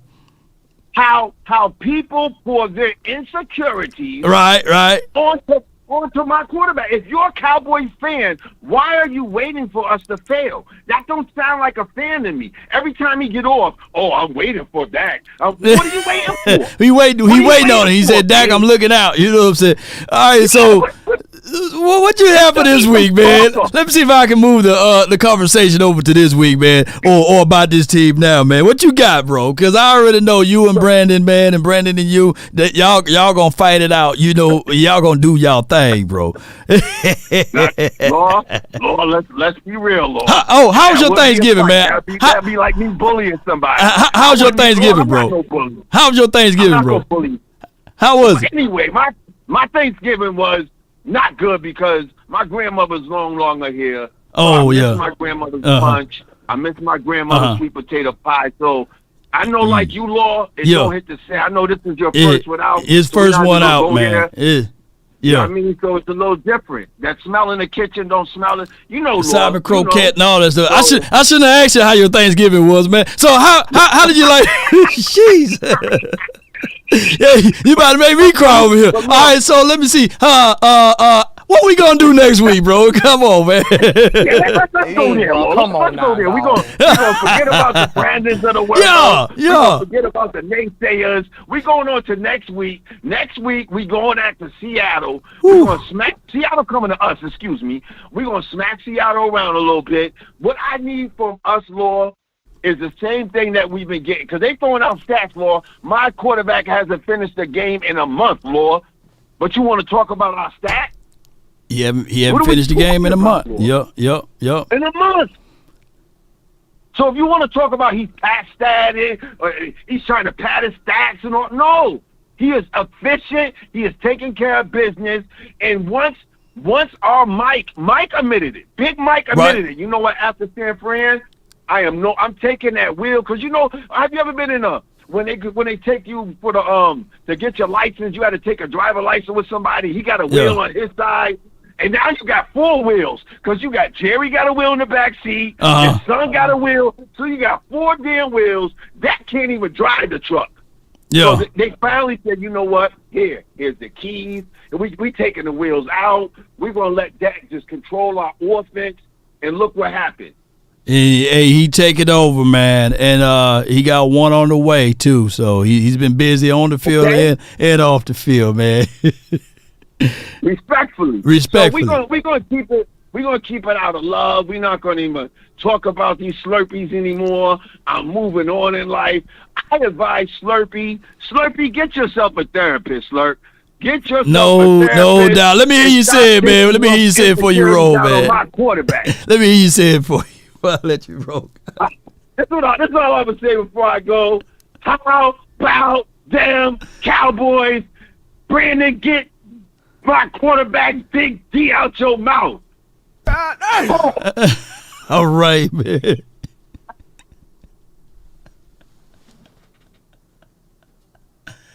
Oh my gosh, man. Hey, I wasn't ready for that. Hey, Perry Locke, man, I appreciate you for your $10 super chat, man. I appreciate your grind. Much love. Let's go, man. Let's go, man. Let's go, man. All right, man. Let's go. Zach Luna, well, you was next, but all right, we're going to pull Donnie on the phone from the 909, and then Queen, and then we have John. All right, so Donnie, man, you live, man, from the 909. What's on your mind, man? Talk to me, man. Hey, Law, how you doing, bro? Hey, I'm doing well, man. No more leftovers, man. You got to go find something to eat today and ready for the Seattle Seahawks on Thursday, man. What's on your mind? I don't know if you remember me, but this is a school bus driver. I told you I listen to you all the time, but I don't get a chance to, especially when I'm working. But, we have this week off because of the Thanksgiving holiday. So I got the opportunity to give you a call. Okay. But, Law, I'm going to take you back to training camp. Okay, all right. Okay? All the way back. And I'm going to pick up what the one caller was when he was talking about Micah. Right. What was the theme at training camp? The theme at training camp was that Micah's wrecking practice. Right. Even the coaches were talking about, sometimes we gotta reel him back, because he's wrecking practice every day. So you can't tell me, and now, we see the proof now in the games. They just not calling it. So if he's wrecking practice at training camp, okay, now we get to these games where they count. You mean he stopped wrecking practice or stopped wrecking games in the games? Oh. He's a different Micah? No. Oh, I see you. He's the same Micah. Yeah. And it's just unfortunate that I don't know. To be honest with you, I don't know what the refs are thinking. I've heard this conspiracy thing. I don't think that's it. Mm-hmm. But man, you have to really wonder, because like you said earlier, and everybody knows, you can call a holding play on every you can call that play. Just like basketball. You call a touch foul. Okay? You can call a touch foul on every play. Touch foul. Yep. Right. And I truly believe what you said earlier about they don't want, because it's such an offensive game now. Right.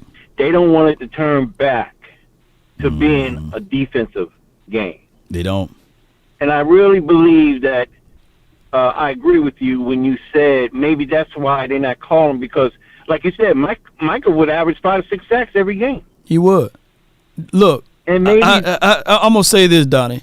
I seen that we couldn't get a full, true evaluation of Chuma Edoga in practice because of Parsons.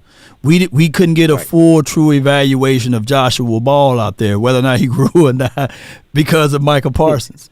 Sam Williams. Those boys were able to destroy those guys who we really needed to see whether or not can they hold up, during the regular season. So it was 50-50 with most content creators and even the beat reporters because there were no real tangible evidence that Chuma Edoga can stand tall, Joshua Ball, or any of those guys that's the backup on that offensive line because of the way this defense is. And then when they made the statement, fam, of instead of them doing joint practicing with other teams, because they got the number one defense. Why give other teams that chance? Because they said that they would not see a defense of the kind of caliber like the Cowboys. And I truly believe that. Yeah. Because you really can't stop Parsons one-on-one without holding. When pushing in the back. They do all of those things. Parsons is him. Only one person, and I'm going to give the 49ers one bead of credit. One person. In the name of Trent Williams. Outside of that, and then Lane Johnson, I give him that, but I don't think he's hurt now. But what I'm saying here is that Parsons is pretty much damn near close to being unstoppable. But Lord, it's just like you said. You mentioned Trent Williams. You mentioned Johnson from Philadelphia. Michael don't go against those guys every day. Yeah. Okay? He don't. There's not that many tackles that are on that level. Yeah, so not many. Come on now. Not many. Come on. Not many. Yeah. Are you telling me that Micah faced there's a Trent Williams on the Giants? There's a Trent Williams on the Washington team? There's a Trent Williams on the Jets? There's a Trent Williams on the Chargers? Come on now. I know the boy from is pretty good. The tackle that they do have on the Chargers is pretty good, but the majority of the league does not have these Trent Williams, does not have these Johnsons on their team. They don't. Right. They don't. So, and my last thing I'll say is that, we know about the 4-letter networks and the 3-letter networks. They're going to say what they're going to say. They are, yeah. It's up to the Cowboys. We get ready to go through these next 5 games or so, and the Cowboys just going to have to shut them up. They just going to have to shut them up. We know we have a Super Bowl team. We know we can beat any team that's left on our schedule. I don't fear any of them. Nobody. None of them. No, everybody can catch that L. None of them. Everybody can catch that Philly. We know we don't fear Philly. Philly know that. They fear us. Okay? Yeah. We don't fear Seattle. We don't fear Buffalo. Now, I did, at the beginning, when the schedule came out, I did circle that one because, it's cold in Buffalo. Yeah. But after seeing how Buffalo is, no, man, come on now. Miami, no. Detroit, oh, heck no. No, I don't fear any team that's on our schedule. The Cowboys can beat these guys if they continue to play like they've been playing. And I told you this when I called you earlier. It's about Dak.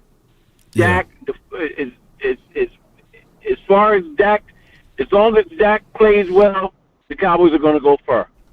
No doubt, man. And that's all I got to say, man, bro. Keep doing what you're doing, Lord. Love you, bro. Much love to you, man. One love to Donnie, man. Appreciate you for the 909, Donnie. Appreciate you. That's a good call from him, man. Much love, man. I love callers, man. That's just like that. And we got, 6 more games. TCB, we take care of business, man, by the end of these 6 games. If we do what we need to do and supposed to do, then we control the narrative. We control everything. We do. Cowboys can't win against teams that's above 500. We play our game. Nobody beating us. The only team that beat the Cowboys are we beating ourselves. Right? Matchup situations, I get it. If people want to hang the 49ers over our head, I will absolutely give you that. That game was out of reach. But we bet in every single game this year. Cardinals game, yes, they ran 255 yards on the ground, and they controlled a TOP. That game was out of reach to a degree, but we still had our chances. We had 4 visits inside the red zone. I think that we could have came out with that game with a dub if we capitalized and execute in the red zone. I'll give you that. But I'm not using that as an excuse. I put some context in there and told y'all about the offensive line play. All right, so we got Queen from the 910 UN. Talk to me, lady. Hello, can you hear me? Hey, what's going on? I can hear you. You live. Oh, okay. Uh-huh. Happy Thanksgiving. Hey, happy. Belated. Mm-hmm. And I'm just ready for these next 3 games that we're gonna win coming up. Yeah. 3 or 4? Is it 4 that we have coming up that's supposed to? That everybody think is supposed to be so tough for us? Yeah. We got a home, and away game. Yep. Uh-huh. Yep. Yeah. Which one are you feeling a little bit antsy about? Well, coming off of a big win like we just did, right? And I want us to take that momentum, go into Seattle land. Well, Seattle's coming to us. And then we want to take that momentum and fight to the Eagles. So regardless of it, we got 2 things in our favor. We undefeated at the home, and even coming off of a loss, we undefeated. So one way or another, hey, the Eagles gonna catch that L. You know what I'm saying? But to be fair and be real with everything, none of these. I'm kind of like Donnie. I can see us running the table. I can see us winning all the way out and being that team that can showcase to everyone, letting people know we took care of business. Playoff time is going to go through Arlington, right? It's going to go through Dallas, and y'all got to come see us at our throne. We can make that happen. Yeah. I think we're working on all cylinders right now. The only problem that I have is them making the poor decision to, put Schoonmaker before some of our other playmakers. You know what I mean? I wouldn't really even consider him a playmaker at this point. No. But, putting him ahead of others when it's time to, because, we're trying to go to the bowl. So we don't have time to be playing games and playing pity-pat with people that, we're not sure or that we don't feel comfortable and expect to make those valuable plays and everything. Mm-hmm. So they need to, just let Schoonmaker block for the rest of the season. Right. Instead of trying to pass to him and everything. And I need our boys to, take that same momentum and that same attitude and that same veracity that they've had for all of these other teams, take that same thing to the rest of these teams, and we shouldn't have any problem winning these games. Right. I agree. You know what I'm saying? Because we clicking, man. We clicking and ticking together. It seems like everybody has, bonded, in the way that they need to and be able to read and feed off of each other to know what the other one is going to do and how they're going to do it or whatever. Right. So, I'm not looking at us making now, if we can get those penalties under control. True. And then not have to play 2 teams when it's time to play the game or whatever, like playing the refs. Yeah. You know what I'm saying? You're right on that, Queen. Huh? I said you're right on that, Queen. You're right. Like we got to understand. Don't put this game in the refs' hands. We got to capitalize off of it. Understand the flow of the game. If they're gonna call it one way, then understand this is how they're gonna call it in this game. And normally you will know after the first 2-3 series how they're gonna call a game, right? So we just got to get in front of that. And those are things that we can't control. At the end of the day, we just need to focus on the things we can, like false starts, offsides. Those are things that we can control. Delay of games, those are things that we can control. Like the other subjective calls, holding, PI stuff. We can't control that, but we can control the other things, and that's what I wanted that's what I took away from the Eagles game. Even though it felt like, hey, and most of us will agree that it felt one-sided, but damn it, what are the things that we can't control? The offsides, the lineup in the neutral zone, the delay of game, the false starts, did you check in, before you run a play? You know what I'm saying? As the extra down lineman. So all of those things, we just got to make sure we correct those things when we play against a certain team. Yeah. Yeah, but the problem that I have with it as far as the wrestling stuff is concerned is that these are blatant. I mean, it's blatant missed calls and blatant false calls. True. You got your missed calls and you got your false calls. You know what I mean? Saying that they did something that any other player or any other team, they wouldn't even call that. Right. Or stuff that they should call that they don't call. It's blatant. The officiators, the officiating system sees it, the NFL sees it, all of the reporters and all that other kind of stuff, they see it, but it's getting blatantly done. And what can we do about it? Yep, you are 1,000,000% right on the money, Queen. But you already know, before I let you go, I got to hear you say it, though. I got to hear you say it. Well, first thing I'm going to say is, how about them Cowboys? Uh-huh. And the next thing I'm going to say is, to the window, to the wall. to the sweat run down your butt. Let them hang. Let them hang, boy. That's a good, yes, indeed. That's Queen Cowboys right there. She's a queen to be.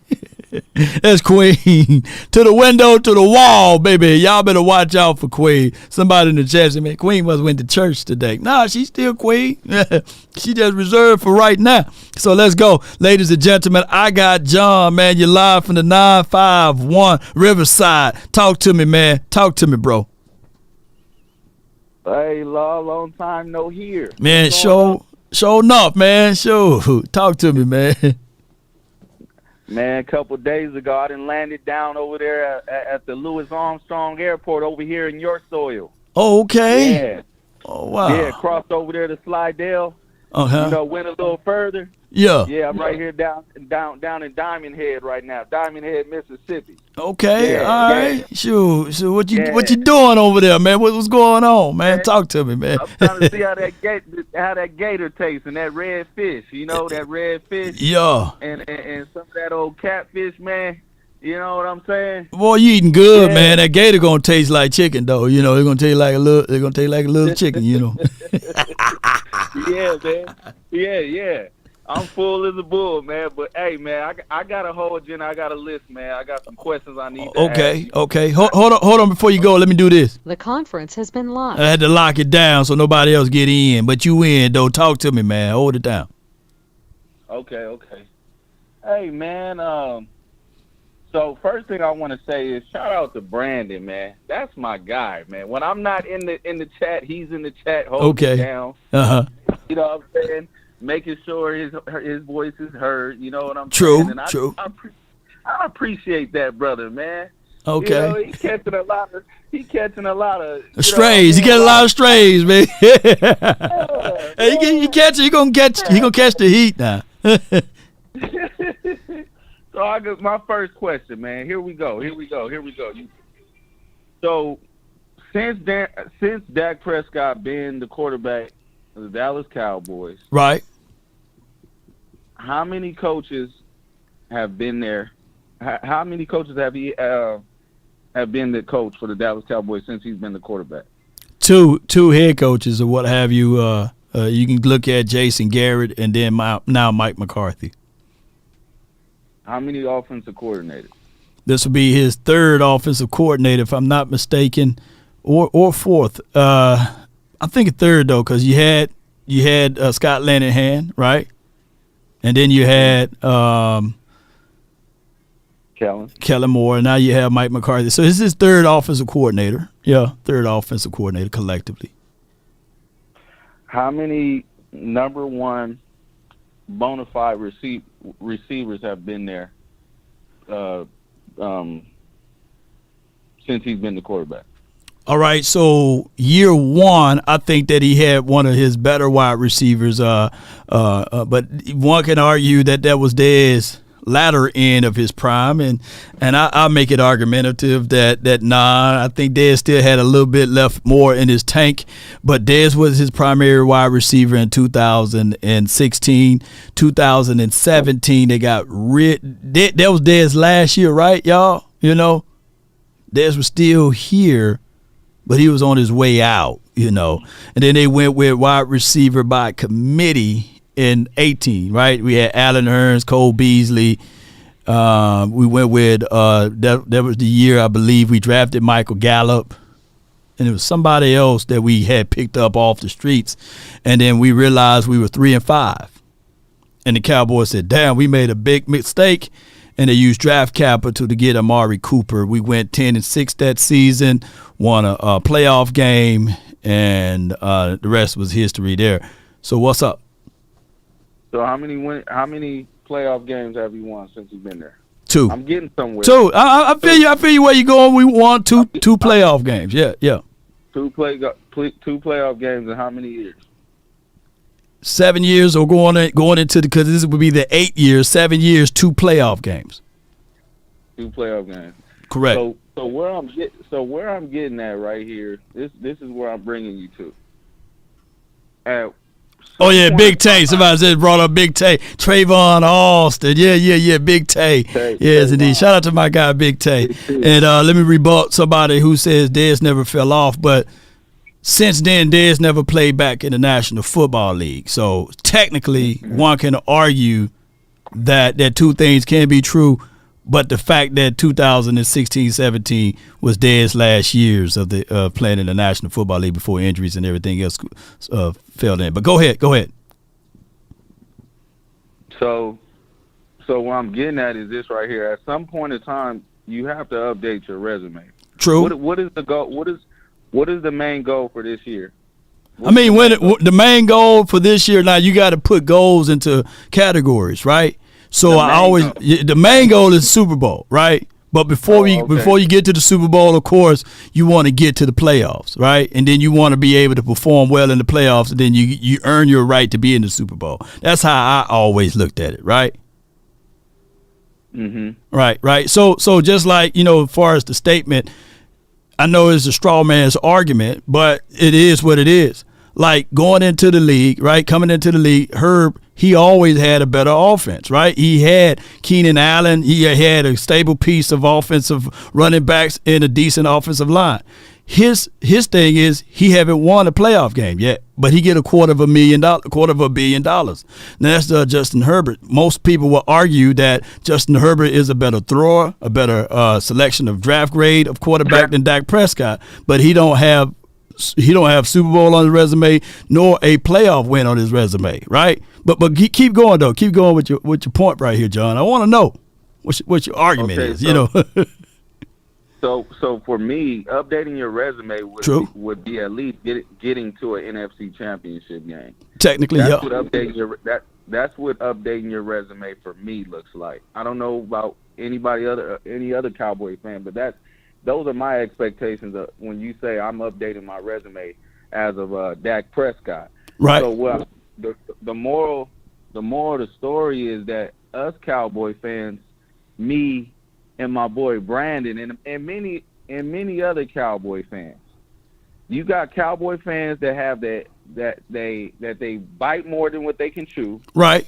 I'm the Cowboy fan that takes it game by game. True. And I'm just humble watching the game. I don't say, Super Bowl every year. We win in the Super Bowl every year. I'm not stupid. You know what I'm saying? So I take it game by game.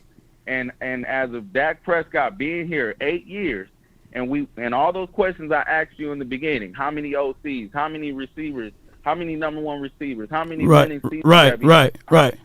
That At this point, my expectations are not through the roof. I'm just watching the game now. I don't. Well. Let me just say it this way, John. We all should have expectations, right?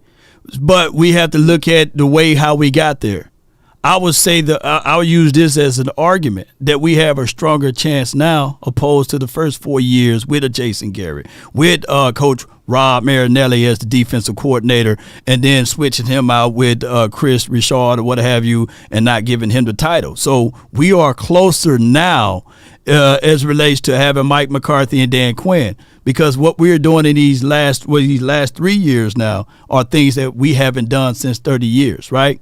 So yeah, the expectations, I know people want to temper them and say, well, we were saying Super Bowl or bust, because the expectation is the only thing that never moved. It was still, hey, we're going to win the Super Bowl with Shane Gailey. It was still, we're going to win the Super Bowl with Dave Campo. It was still, we're going to win the Super Bowl with Jason Garrett for 13 seasons. So I give it what you're saying. As fans, it's hard for us to say, hey, we're not going to win it, because ultimately we love this team.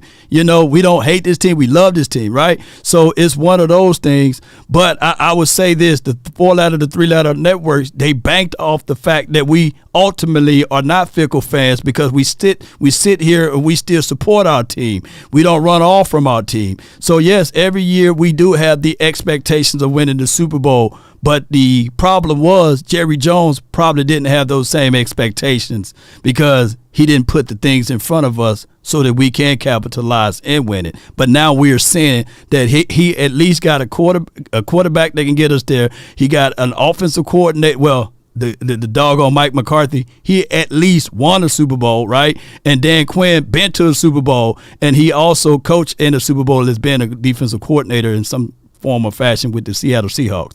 So our expectations now should be more realistic than what we had in the past, right? But whose expectations? You or the front office? Everybody's expectations now. No, let me correct you on that. Break it down.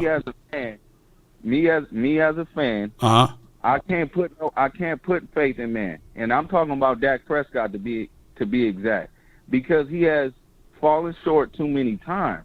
Right. I'd be a fool to keep putting my faith into him, and he keeps failing every time. Well, hold on. Before you go into that point, though, it's a great point. You said Dak Prescott. Name me the quarterback that won the Super Bowl by himself. That don't have nothing to do with it, though. But go ahead. Go ahead. That's another straw man argument, because you just said that this year we have everything going for it. This is the closest that we have been, right? Closest we have been. Yeah. So it's on him. This is about him. And too many times we get in these conversations and we let him off the hook. And what has that gotten us? 2 playoff wins in 8 years. What I'm getting at is, and this is the moral of the story, he has to be held to the fire, bro, when we having these conversations. I can't put my faith in him because he hasn't proven himself. That's not to say I don't support Dak Prescott. Right, I feel you on that. Hold on, wait. That I don't want him to win. Hell, I'm a Cowboy fan. Yeah, I want him to win, but I'm going to watch these games and just watch him. And if he wins, then we all win. But for the fans that look down on people like me and Brandon, who don't think Dak Prescott is the world of all world quarterback, I don't think that's fair. I don't think that's being realistic.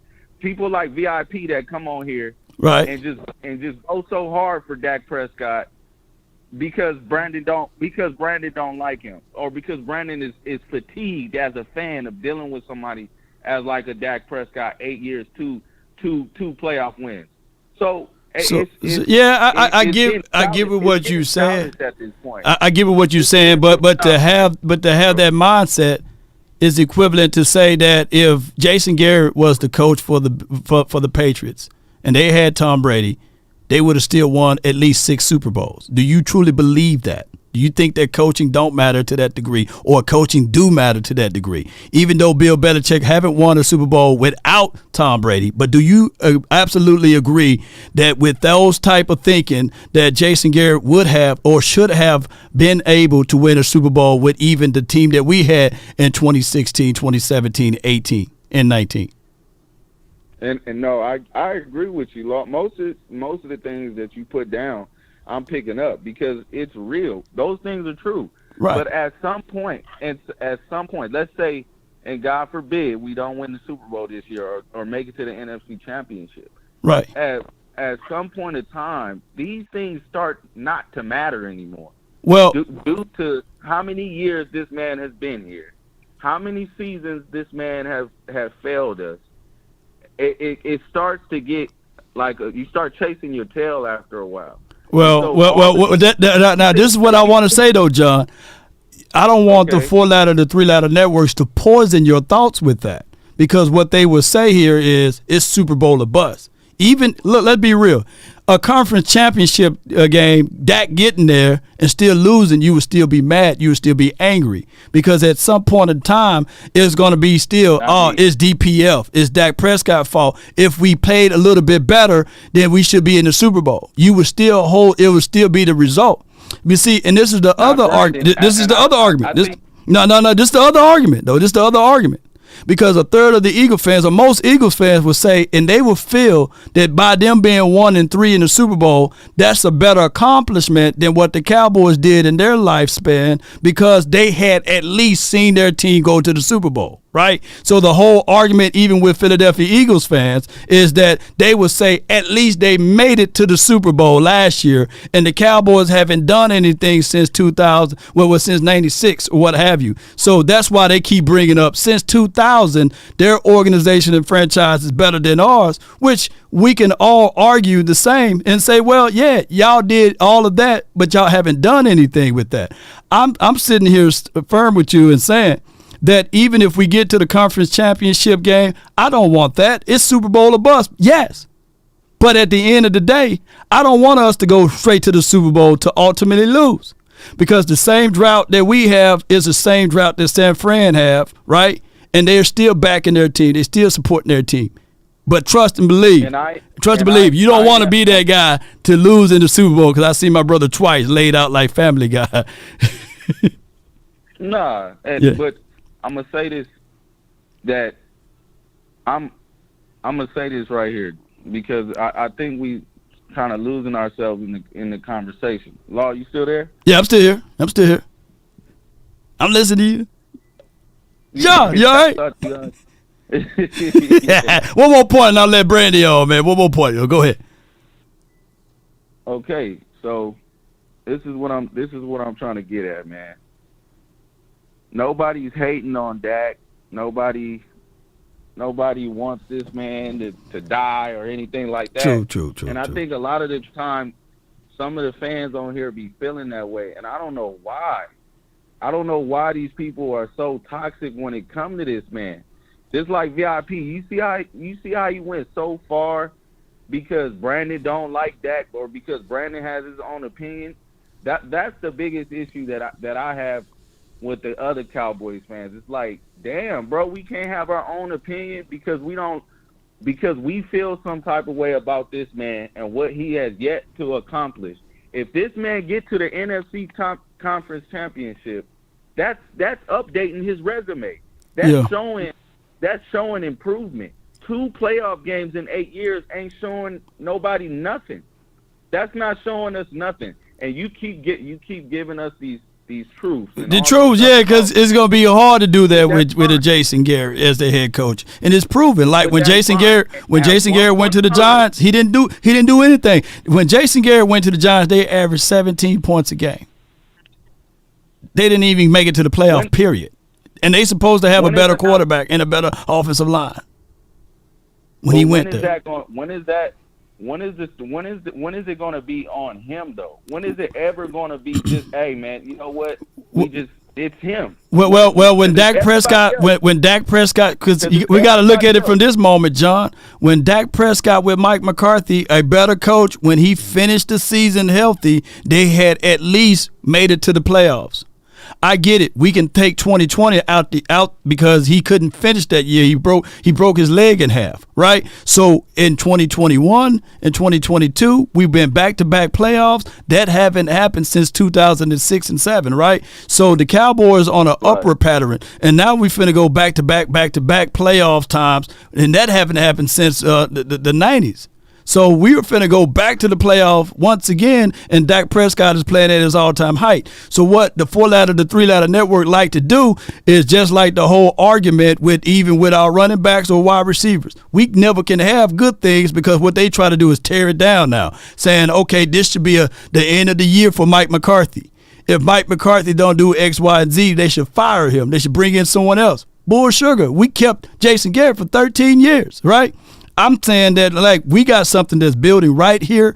It's not the time to move on. Even if we don't win the Super Bowl this year, and I'm knocking on some wood, even if we don't win the Super Bowl this year, I think that the Cowboys will be wise to hang on to Mike McCarthy and figure out a way with Dan Quinn for another year until Dak Prescott contract is over with. Don't get rid of the doggone coaching staff now on the end of his contract.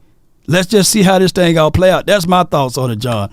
But I appreciate you for calling in, fam. That man is gonna be 45 years old, and we still gonna be making excuses on why he ain't did enough or why he ain't get us to a championship game or a Super Bowl.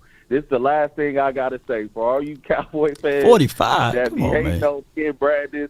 Y'all can go do something with yourself. Y'all know what I really want to say, but I'm going to hold it. And Riverside John said that. No doubt, man. Appreciate it, man. Let me hear you say it. No, I got to hear you say it, though, bro. Come on.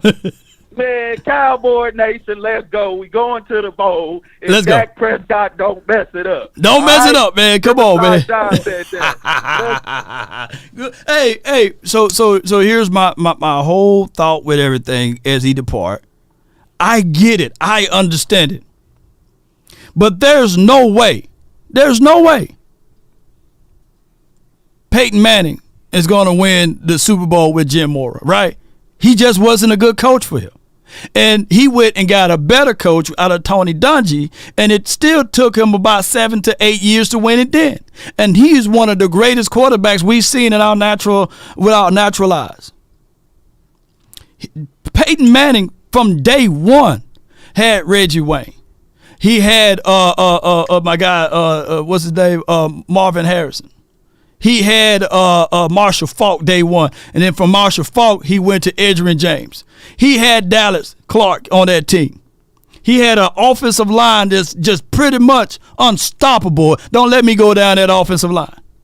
It took Peyton Manning, who was a first round draft pick, 9 seasons.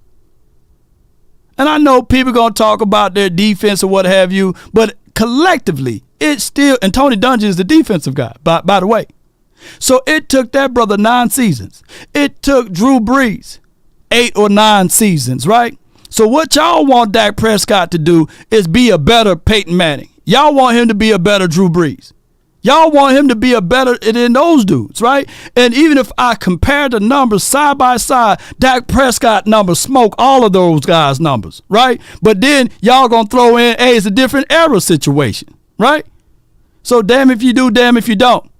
Those guys that I just mentioned collectively had better coaching. There's not a person that's in this chat that would say that they would pick Jason Garrett over Tony Dungy. Not one. Not one. If you are, show me. Show me you. There's not a person in this chat that will say they will pick Jason Garrett over Sean Payton. Not a person, not a soul. But collectively, Dak Prescott is not those dudes. Collectively, there's not a person that would sit back and say, give me Noah Brown over Reggie Wayne and them. You know what I'm saying? No. Come on, y'all. Look, Micah Gallup cool and all, but he couldn't hold Reggie Wayne or Marvin Harrison's jockstrap, right? So all of these things counts, y'all, and I get it. We literally seen Dak Prescott. If you're thinking that the Chargers offense is still okay, all right, but they have some, hey, what are those moments? We had Kellen Moore as a rookie offensive coordinator in 2019, 2020, 2021. Our levels of expectation still as a young offensive coordinator who was still learning the game were to win the Super Bowl with him, who haven't earned anything outside. And I'm not trying to beat up Kellen Moore because I think that down the line that he will become a better offensive coordinator. But it's strange to me that with the Chargers, he's not performing the way he's supposed to perform as it relates to calling these plays with a better quarterback. Keenan Allen, who's supposed to be a better wide receiver. But I get it. People going to say that those are just excuses. I got Brandon Dave from the 903. You're live on the Nation, brought to you by Prize Picks. You in the mix. Come on, talk to me. Hey, Law. Hey. Brandy. Brandy. I have never called your show before. Oh, show right. Show right. First time. Ain't nothing like the first time. Yes. I have actually 2 points I want to make. And so the first point I want to make is we play who's on our schedule. So if the goal is the Super Bowl, we got to beat every team that's on there or attempt to. Right. Yeah. So I hate when people are like, that the games don't matter. They do matter. They all the games matter that's on our schedule and in the playoffs. Yeah. If the goal is the Super Bowl. And number two is that when it comes to like the 4-letter networks, 3-letter networks, you gotta take everything with a grain of salt. Right. They're mostly for entertainment and very little analysis. Their objective is clicks and views. So we gotta, you can't just take everything they say in, because it's very little analysis. So that's actually all I wanted to say, Law. I have never called in. I was a little bit nervous. No, you did your thing. Girl, you did. You a preacher. Hey, people don't have to go to church today. They say, look, I got my sermon from Brandon. Brandy, I better say I call Brandon. Oh, my God. No. But, yeah, I got my sermon from Brandy today because you brought in some tangible stuff, Brandy, about the fact that, they are out here for clicks. They are out here for the views, and that's just what it is. So they would say those stat lines. But when we start bringing facts, then they really get hated. They get heated about the fact that we pull up things that, hey, this particular quarterback was able to do that with Jace and Garrett. And in these last 3 years with Mike McCarthy, of course we looking better. Why? Because we got a better coaching. Appreciate you so much. Yes, indeed. Absolutely. But also, like I said, we got if you want to kill the narrative or drive down the narrative, you got to win it all. That's just how it is. You win, just win. Yes, indeed, just win. Appreciate you so much, Brandy. You're welcome. How about them Cowboys? How about them? Look, y'all see that? That's how you call in from now on. Callers call in just like that. Yes, indeed.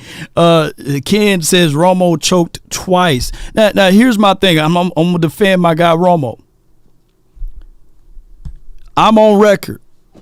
And this is before all of this season stuff started. This was when even Romo was playing.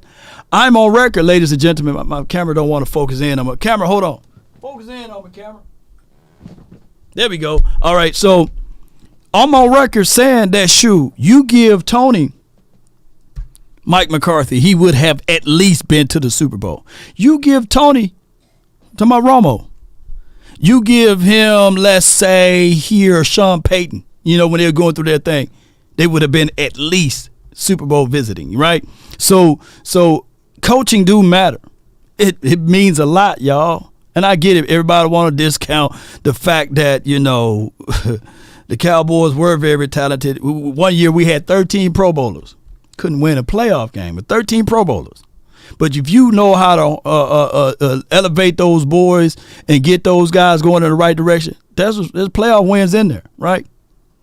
Playoff wins in there. All right, I got my last two callers. I got Mike, and then I got the 910. So, Mike, you're live from the 484. You're live on the Nation, brought to you by Prize Picks. You in the mix. Talk to me. What up there? Long time no hear from. What's the deal with you? Hey, man, all is well. Can't complain. How was your holidays? Oh, man, medium well. Hey, medium well was better than well done. You heard? You ain't lying. Talk to me, man. All right, man.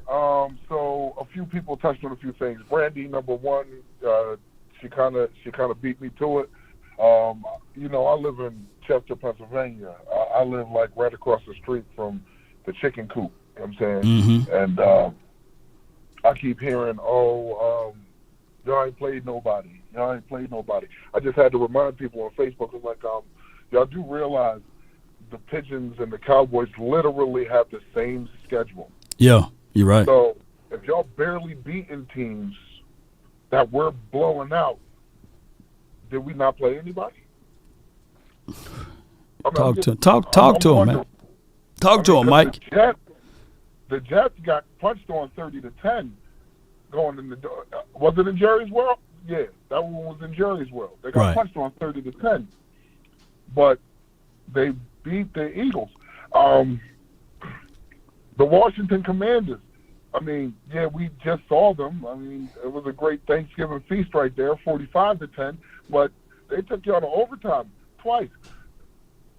I'm trying to figure out the discrepancy here. Now, all right, yeah, we lost 3 games. The Eagles got us. We played a hell of a game. I can't take that away from them. Yeah.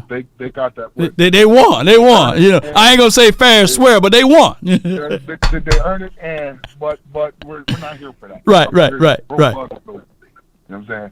San Francisco thoroughly put foot in ass. They did. I can't argue with that. That is what it is. You know what I'm saying? It wasn't that, and this is touching on Riverboat or Riverside, Mr. Riverside. I can't put that game solely on Dak. Yeah. Because the defense has to stop somebody. Right. You know what I'm saying? Both teams have defenses. So if the defense can't stop somebody, and the offensive line was in shambles, I believe, and the offensive line can't block for their quarterback, what's going to happen? What's his name? Tommy DeVito, Daniel Jones. Ask them what it's like to not have an offensive line. I'm just saying. Yeah. I'm just saying. You know what I'm saying? So if you don't have all your key pieces in place, 9 times out of 10, you're going to end up losing. But then if you look at after that San Francisco game, even with the Philadelphia loss, what has this team been doing? They've been spreading it around. They've been playing more loosely. This is the type of team that now you never want to peak, right? And you never want to get too comfortable and say, hey, this is what we going to do and this is how we play the game. No, you always want to try to, invest in yourself and reinvent yourself to be man, that's the word I was looking for, bro. And what we've seen over the course of the years, even though we get mad at Mike McCarthy with time management, we get mad at Mike McCarthy at a few things, at least he changed and he know how to build the plane while it's in the air. And we seeing that, and it's from both sides of the coin, even Dan Quinn. Hey, they stopped the run a little bit better. They make the necessary changes. They knew that they were going into the playoffs last year with a big hole on their defense on the other DB side, right? But this year, this offseason, they went and got Gilly, so we making the necessary changes outside of, remember this statement, fam, Mike? We do what we do best. Yeah. We do what we do best. And that used to be the statement. Trust the process. What is it? We love our guys. We love our guys, yeah. Love our and okay, so when Trayvon went down, again, I live across the street from the chicken coop. So I hear people chirping, oh man, y'all defense is in shambles. What you think about the kid Bland, Mike? I don't see and my words exactly. I don't see a drop off. He's like, what? Man, that young bull gonna get cooked. 7 picks, 5 takebacks later. Mm-hmm. I don't see a drop off. I really don't. Right. And it's what some of these 3 letters, 4 letters.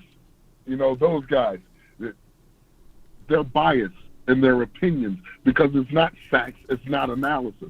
Analysis is what we're doing right now. Right. This is analysis. You know what I'm saying? Picking apart each detail, you know what I'm saying, and giving you an analysis on it. Mm-hmm. You know what I'm saying? Like if you look at Dak Prescott in the Arizona game, Dak Prescott didn't look anywhere close to what he was in the Carolina game.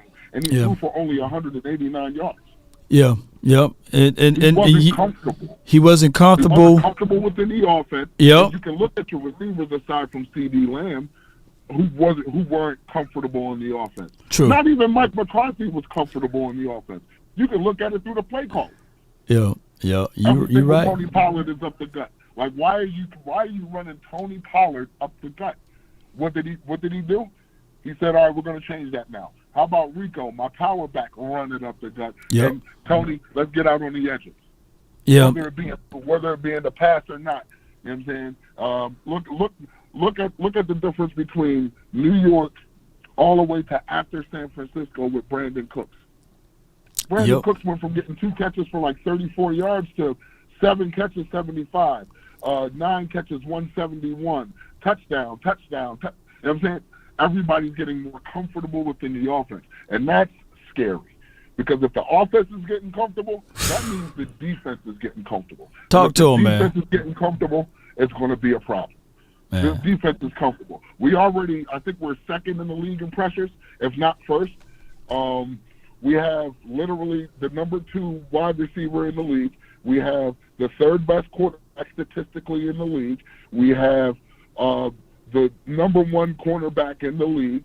We have the 3rd best defender in the league.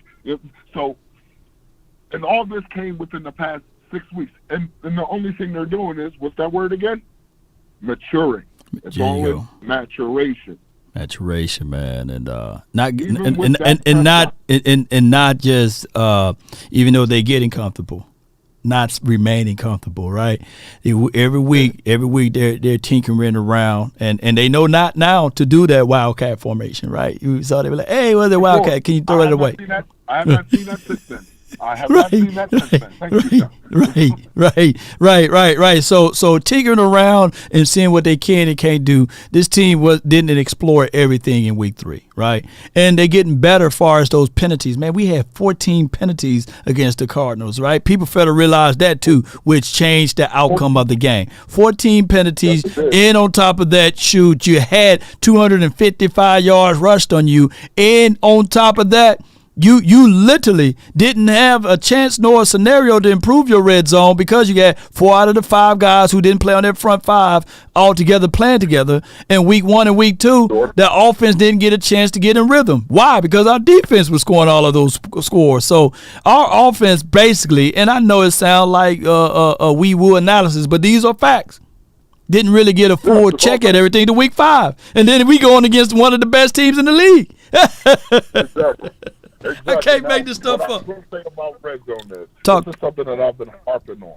If you remember under Jason Garrett, right. Even when Mike McCarthy first got here, we had a lineman by the name of Connor McGovern. Right. And like people were like, oh well, Zeke had was y'all red zone. No. Let's put this in context here. Yes, Zeke was the red zone. So was Connor McGovern because he played the fullback. We need heavy packages. Yep. If you really want to solidify your red zone, heavy package, a big package. Throw either a tight end Scooney back there as your fullback, and then put Hunter Lipke back there because he's more power. Put Rico Dowdle back there. He's more power. You know what I'm saying? If you want to get playful and finesse, that's when you bring in Tony Pollard in the red zone or Deuce Vaughn in the red zone. Other than that, you go heavy package. If you're gonna, if Mike McCarthy really wants to run the ball, right? When he knows he should run the ball, this is how you do it. No doubt, man. Appreciate you, Mike, man. I gotta let you roll, man. I got one more caller, then we're gonna get on up out of here. But man, let me hear you say it before we roll, though, bro. Man, how about them Cowboys? Let's go, man! Let's go, man. Appreciate you. All right, before I let this last caller on from the 910, just want to bring this up once again. This episode is brought to you by Prize Picks. Keep in mind, our last pickings were Micah Parsons with 1 sack. He got that. Brandon Cooks with absolutely 3 or more receptions, and he got that. And on top of that, Zach Charbonnet with less than 20 yards. And if you guys can see, we got that. So we put $20 down and turned that into $100. You can do the same. All you have to do is download Prize Picks and, of course, use promo code LAW, and that's law, basically, and you will be able to get those things. And shout out to Sims. Appreciate you for becoming a silver level member. Appreciate you on the YouTube sides of things. And shout out to you, Norman. I see you over there liking the channel on the Facebook. I got the 910. You in? Talk to me. Brother Law, how you doing? This is only my second time being on a call with you, man. How you appreciate doing? it, man. I'm doing well, man. I'm doing well. I'm good to hear that. I'm glad to hear that, bro. So 2 things that I have wanted to touch up on. The first thing is, how do you think, or what do you think it would take for Dallas to beat San Francisco in the playoffs? And the reason why I ask that is because I'm convinced at this point Dallas is not intimidated by Philly. I mean, we went toe-to-toe with them recently. I'm convinced that we'll beat Seattle in the playoffs. I'm convinced that we'll beat Philly, Detroit. But San Francisco, of course, the last 2 years, that's who has taken us out. And then we see what happened earlier this year when I don't want to be too vulgar on a Sunday, but they whooped our behinds. They did. Shoot. So, yeah. So, like, what do you think it would take for us to beat them in the playoffs, whether it's in San Francisco or at Dallas? Because I think that they're the one team that they tried to intimidate us versus all the other NFC top dogs. Well, as the season go by, more and more tape come out, right? I think that in order to beat the 49ers, you will have to look back at what the Vikings did, right?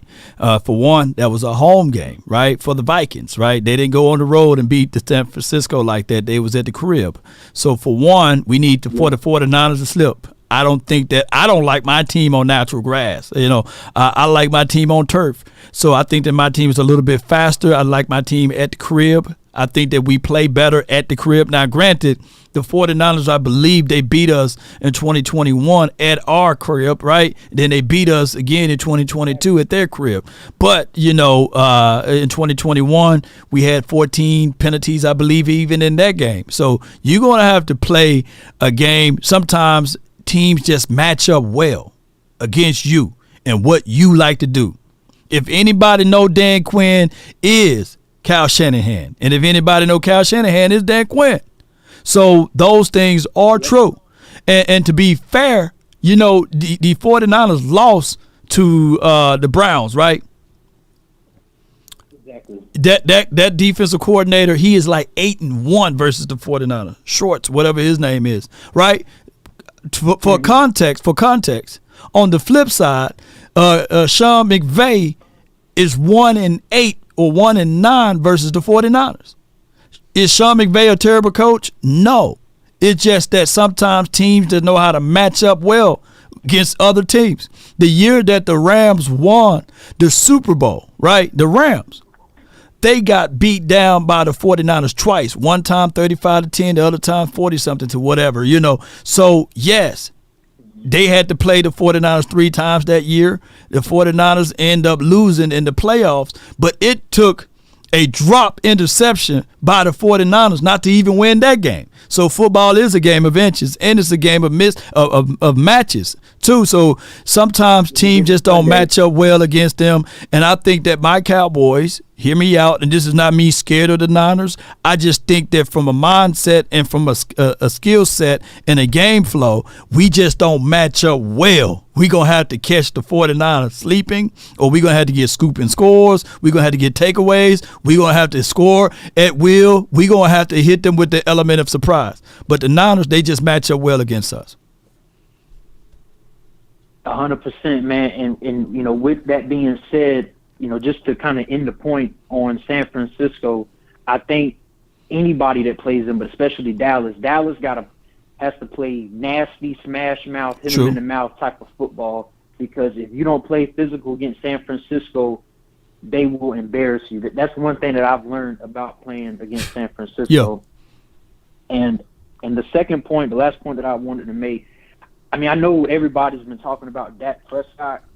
I really just hate how that man has become scrutinized. He is easily one of the most hated players of all time. Yeah. And I think that's simply because he has the star on his helmet. True. Do you think if Dak was to win the Super Bowl, that could put him in the conversation of the greatest Cowboys quarterbacks? Like, because if you think about it, from a statistical standpoint anyway, it looks like Dak Prescott is on pace to surpass Roger Staubach and Troy Aikman statistically. Yeah. I think that a Super Bowl, he would at least have to be in the conversation, because I've made an argument that if Tony Romo was to win a Super Bowl, I think that Tony Romo could be considered the greatest Dallas Cowboys quarterback of all time, because if you think about his stats, then he has the ring, and I just think that overall as a natural quarterback or a naturally talented quarterback, he is more talented than Roger Staubach. and Troy Aikman. How do you feel about that? Well, I mean, if you get that ring, it will mean, like, let's be for real, from a weapons aspect. I'll give it that we probably equal to like the Roger Staubach's teams or what have you. But even that would be disrespectful to that version of what we had on Doomsday, right? And then when we look at the '90s Cowboys, right? When I look at this roster, I don't see an Emmitt Smith. I for dog sure don't see. Yeah. You see what I'm saying? You see where I'm going, right? So I don't foresee us having the type and kind of caliber of those '90s teams. So for ultimately, if Dak Prescott is able to win a Super Bowl with this particular team, it will trump majority of the things that the previous greats did here, and he will be excelled into that role, because right now people fail to realize Tony Romo played 13 and a half seasons, 14 seasons, right? And he's already breaking and shattering some of Tony Romo records, right? And we already know that it was a different type of league when Troy was playing and Roger. So he will ultimately, from a stat mindset, trump all of those guys' records. I have as my top 5 quarterbacks, or my top quarterbacks in general, I have Troy, Roger, my guy Tony Romo, and then Dak, right, is my tops. But I said at the end of this year, I literally said this before the season kicked off, Dak Prescott have the ability to trump Troy Aikman by the end, not Troy Aikman, but trump Tony Romo at the end of this year. I'm quite sure people can argue and say, well, he done already did, Law.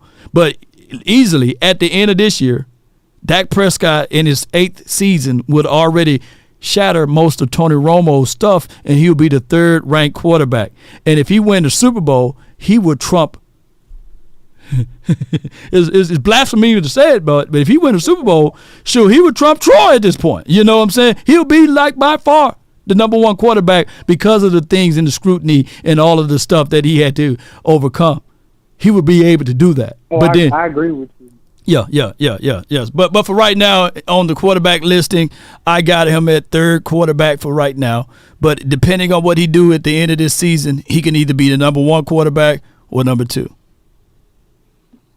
Absolutely. And nobody, this is my last thing, nobody wants to admit the fact that since Dak Prescott has been in the NFL, he's never had a losing season or a season where he didn't finish at least above 500. I don't think Troy or Roger or Tony had a season or every season where they finished at least above 500. And then, kind of like you said, the weapons of like the '90s Cowboys. Roger Staubach had a top 3 all-time running back in Emmitt Smith. He had the playmaker Michael Irvin. Right. Right, you're right.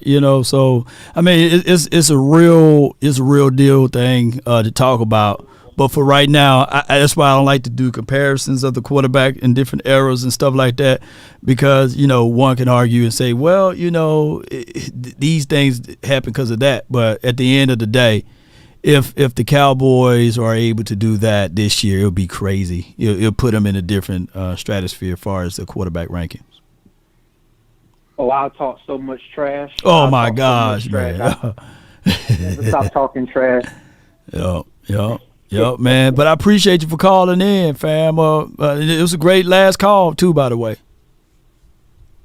Hey, I appreciate that, man. How about them Cowboys? How about it? Automatic. I didn't even have to ask you, man. Appreciate you for the 910. What's your name, man, so I can lock you in, fam? My name's Logan, man. Logan, okay. I was at the Panthers and the Cowboys game a couple weeks ago. That was my first ever NFL game, man. Oh, no doubt, man. I got a podcast. On YouTube with my brother called The Voiceovers, man. We would love to do an episode with you one day. I'm a big fan of you, man. Yes, indeed. Hit me up, man, and let's make it happen. Appreciate you, Logan.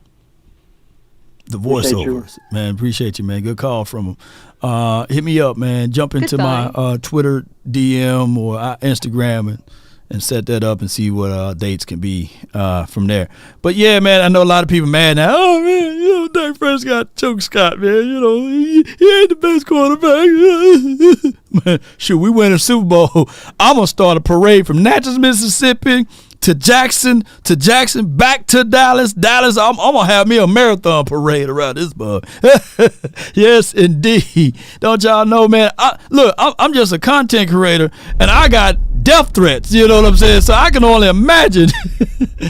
And I don't even play the game. I got death threats for supporting the quarterback. Can you imagine that? People go to the deeper ends just to hate this dude. I've seen a post that somebody said, "Oh man, Dak Prescott got one on the way. I hope that the baby come out retarded." That's what people will literally put in under the comments. Because they can't stand a guy that play football for the Silver and Blue. Never in the history that I've seen so many people hate one man. I'm sitting there like, God, dog.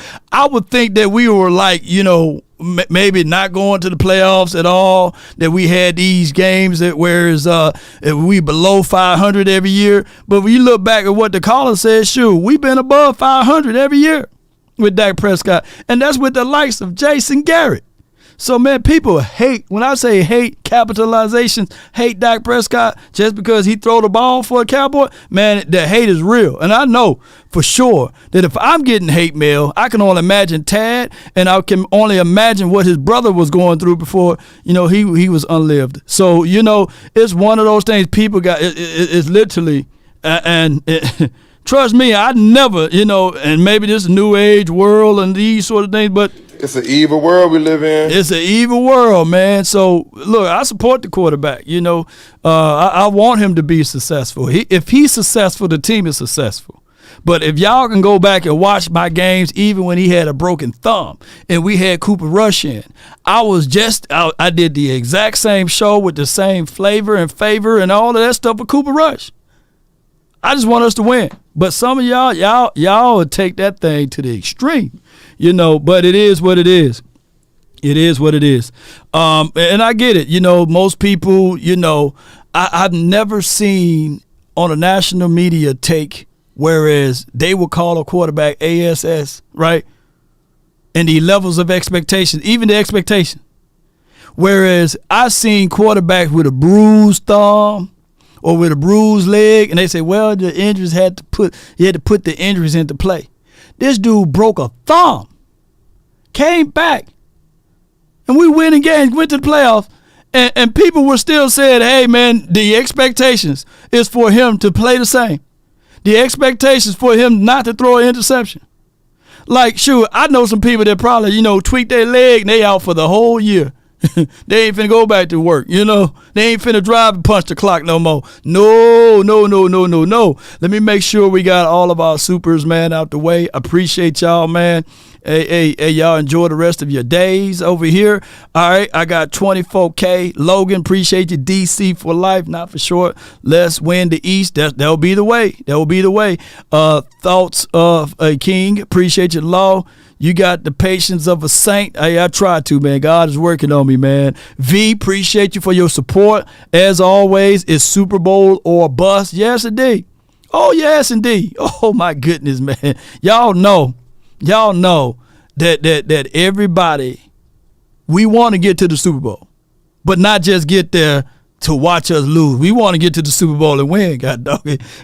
I don't want to be like my brother. I seen it at first hand. That dude was laid out, stretched out like Dexter Laboratory and got a hold to him, right? He was laid out like Family Guy after they lost to the Ravens. Then I got a chance to see him again after they lost to the Chiefs. No, I don't want that. No. Sydney Jones, thank you for the $5 support. Dallas must score first when we play against Purdy. Play from behind. That is the recipe. Yes, indeed. So if the Vikings can beat the doggone 49ers, I know for sure the Cowboys can. And normally when they find out a way to beat you, you just got to replicate that. You just got to somehow one way or another. Then I can hear Niner fans say, well, they didn't have Debo nor Trent Williams in that game. Well, hey, sometimes that's just how it is. You're going to have to catch them while they down.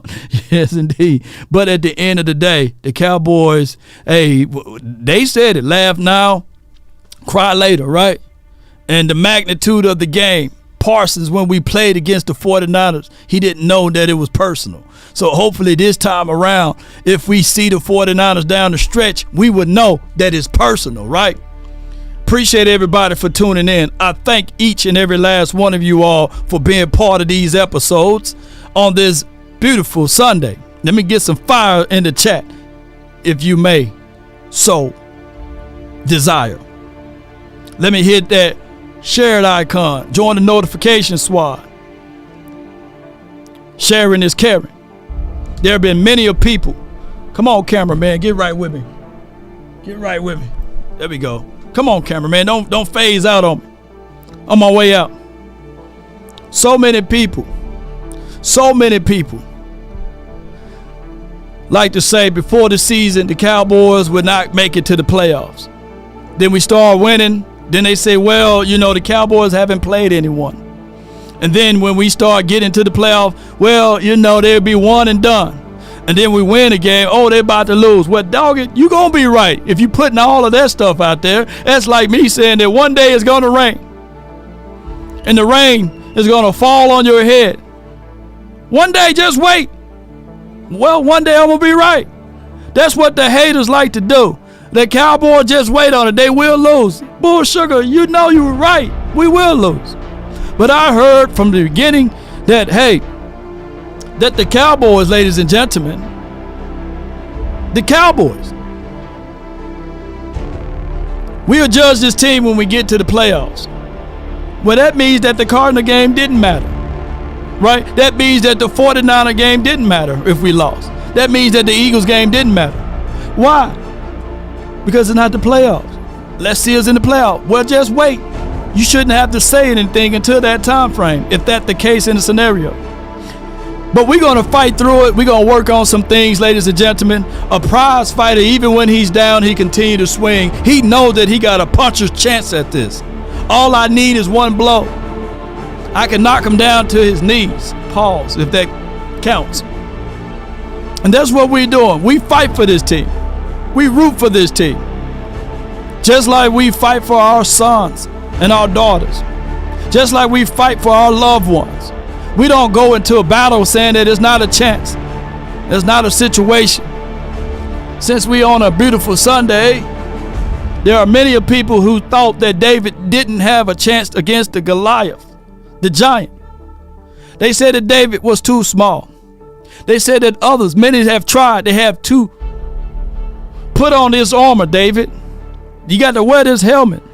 You got to fight with this sword. You got to fight with this weapon, artillery. But David realized that all of the things that man tried to put on him didn't give him the chance nor the opportunity. When your mindset is together, ladies and gentlemen, it doesn't matter what man tried to place on you. It's what's in the heart. So David knew that he was great with the slingshot. And he went and found a smooth rock, not a rugged rock. Hear me out. See, everybody think that you need something to be rugged and rough in order to win. But sometimes you got to open up your mindset and say, give me that smooth rock. Give me that slingshot. Let me take off of this helmet. Let me take off all of this armor that man said that I need. And all I need is the right determination of my mind, heart, and sinew and soul. And write these things down, ladies and gentlemen. If you want a thing bad enough to go out there and fight for it, to work day and night, to give up your time, your peace, and your sleep, if all of your desires of it makes you quite mad that you don't get tired, and it makes you hold everything tawdry and cheap, if life itself seems empty and useless without it and all that you scheme, oh yes, you will try to scheme and dream about it. If you'll gladly go out there and sweat for it and fret for it and plan to lose all terror of your mind, baby. If dogged and grim and besieged and beset with the help of Almighty, even a smooth rock would get it. A Tony Pollard running it to the outside would get it. A Rico Dido that everybody counted him out. He just didn't sit there and said, okay, y'all write me off, I'm gonna write back. No, he didn't do that. CD Lamb, oh, he's only a slot receiver, Law. He can't play on the outside, but somehow he's carving up the opposition. Oh man, Dak Prescott, he can't hit water if he fell off a boat. He's a turnover king. And now all of a sudden, he's a perfection of passing. Coach Mike McCarthy, he's a halfback. Dan Quinn, he can't make it. But those guys' mindsets are together. Deron Bland, who is he? He's not a Trayvon Diggs. He was a 5th-round draft pick. Look at what he's doing. Look at who's make the unqualified qualified. Look who give the increase, baby. You know, so many people, so many Cowboy fans to be exact, put people and players in boxes that they have no control of. Long as these players can think, they can get things going. Continue to elevate your name and your game. That's been my time. I really thank you all for yours. And remember, you're listening to nothing but the best. Let's go, baby. What else they want from What more do you want from me? Damn. Damn. Let's go, baby. Give me my thing. Come on. Hey. Hey, bro. Don't come get me, little Boosie. Come on. Rod Wave got that problem. Don't come get me, man. Come on, baby. One love to y'all, man. That's all I wanted to do. And roll those credits, baby. Come on, hey. Come on. Lately. Come on. Don't need no deals, I make the deal. Have a ticket to a meal. Lately, I just wanna run it up. All I have. Get that dog off that table, Shay Sharp. All I have. Get that dog away. All I have. Count that too, count it up. Is when you lay your head on the pillow. Lately, I just wanna run it up. Need them ones, I need them fives. Need them tens, I need that change. To the safe, got blues inside. Hey. Greens and pinks, it's all the same. I still save and roll my change. Take some losses when I play. Charge it to the game. Shout out to you, Brandy. Shout out to you, Zach, Jay Versick, Glenn Capers, Cali Cowboys, and Big Tank. Hey. You switch sides off for the bag, and that's worth more to me. I mix Nike with designer, I experiment. You just where my dogs at? Shelf and I'm not feeling it. Search for the one, but baby girl, it's nothing real as this. Can't trust a soul, I keep a hammer, call it too legit. I've been really in the field, let her rush, I let her feel. Lately, I just wanna run it up. Don't need no deals, I make the deal. Have to take it to a meal. Lately, I just wanna run it up. Come on, baby. Yeah. Kinda check a song. Lately, I just wanna run it up. Count that too, count it up. Lately, I just wanna run it up. Yeah. I just be off the dome. I never own no chrome. Too many foes and clones. I be at home alone. I be in zones alone. I be on road alone.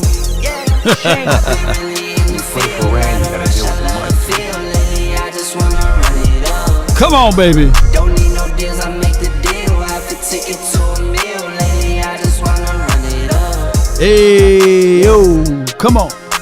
Kinda check a song. Boy, I feel like I was only doing this for 30 minutes. I've been here for about 3 hours giving y'all some work. Let's slow it down just a little bit, baby. I'm gonna read some of y'all comments on the way out. One love to you and you. Salute to all of you all. Appreciate you, Barry. Thank you to Kobe Taylor. Thank you for jumping in over here on the Facebook side, man. Appreciate y'all so much. Verde, thank you. Yolanda, thank you. Shout out to y'all, man. Appreciate everybody. VIP, I see you, fam. Thank you. And let me jump over here to Facebook and YouTube. Appreciate you. Fog, I see you. Miss Baker, appreciate you. Hiya, appreciate you. Hyatt, appreciate you. Ken, appreciate you. Purple Soul, let the street lights hit you. If you can't dance, just bounce your shoulders with the nation. Come on. Let's get it. Davies, I see you, fam. Shout out to y'all, man, and shout out to Prize Picks. Don't forget to check out Prize Picks. If we still live on the Gram, appreciate you, Gram. I got Williams 5, appreciate you. Ross, appreciate you on the gram. Eric, London 1K, appreciate you. And another one. Come on, baby. One love, baby. Let me see if I can do some build a plane while it's in there. Don't let the street lights hit you. I can't do it. I thought I could be able to do it, but I can't. One love to y'all on the gram. We gonna get on up out of here. Don't let the street lights hit you. Can I be on? I follow. Wherever you go, whatever you do. I love to jam on out. I use this song to correct my mind, to calm me down. Yes, indeed. Hey, bro, come on now, dog. Shout out to you, Mike, DC for life. I see you, fam. So far, so far. If a paper crane can fly. Watch his last note. I can hit this last note. I'm gonna let him do it. Watch how the last note go. So far, so far. We gonna check in, Akeem. Appreciate you, Bills, Eagles. Fly on, fly on, fly on, fly on, fly on. Eastside Harold, man, what's going on, bro?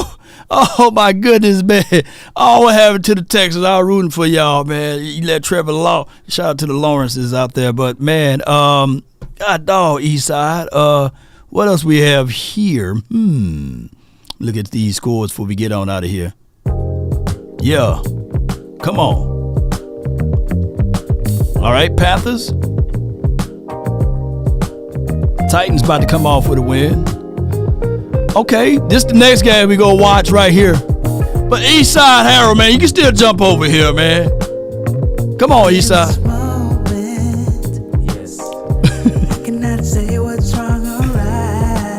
Oh my goodness, man. Appreciate y'all, man. One love.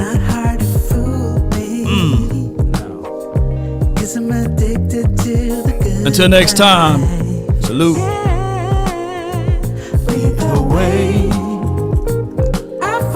I didn't talk about Micah Parsons all day today. Well, we did have a little segment about Micah Parsons. When you pray for rain, you gotta deal with the mud too.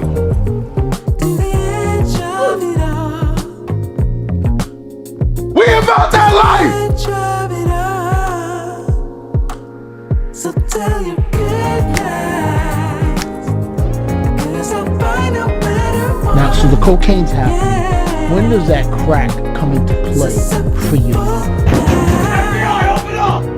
It's an evil world we live in. Till next time, one love. So tell you good night. 'Cause I'll find a better one. So set the ball down before the moment flies. Shout out to Jay Tuck, man, what he's doing. With High Point, Dez Bryant, and all of those boys. Shout out to you, James. Appreciate you. Pose. Shout out to Brandy, too, for calling in for the first time. I can't believe I messed over her name and called her Brandon. But it's the play of the words, right? Brandy and Brandon, you know.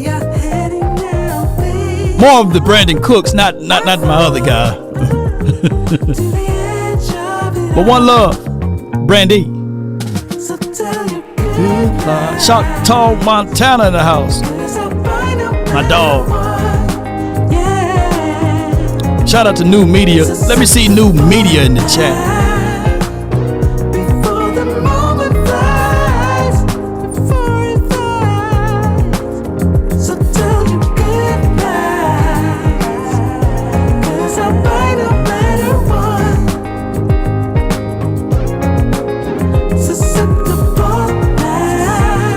Shout out to you, Jay Versick.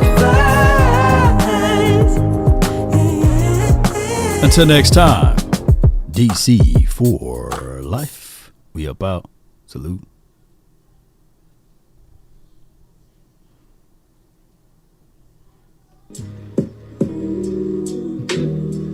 Hey,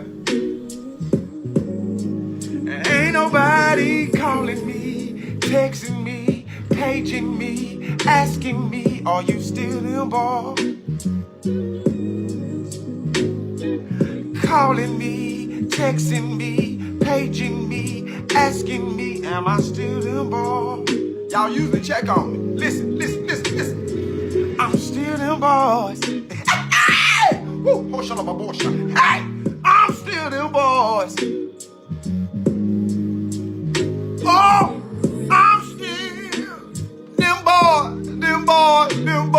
I'm still them boys. Yeah,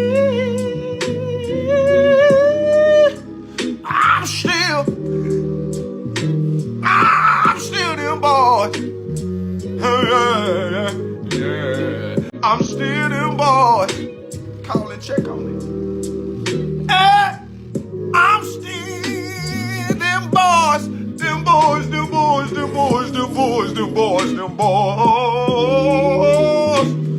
I'm still them boys. Now y'all don't want to call and check on the pastor. I'm still them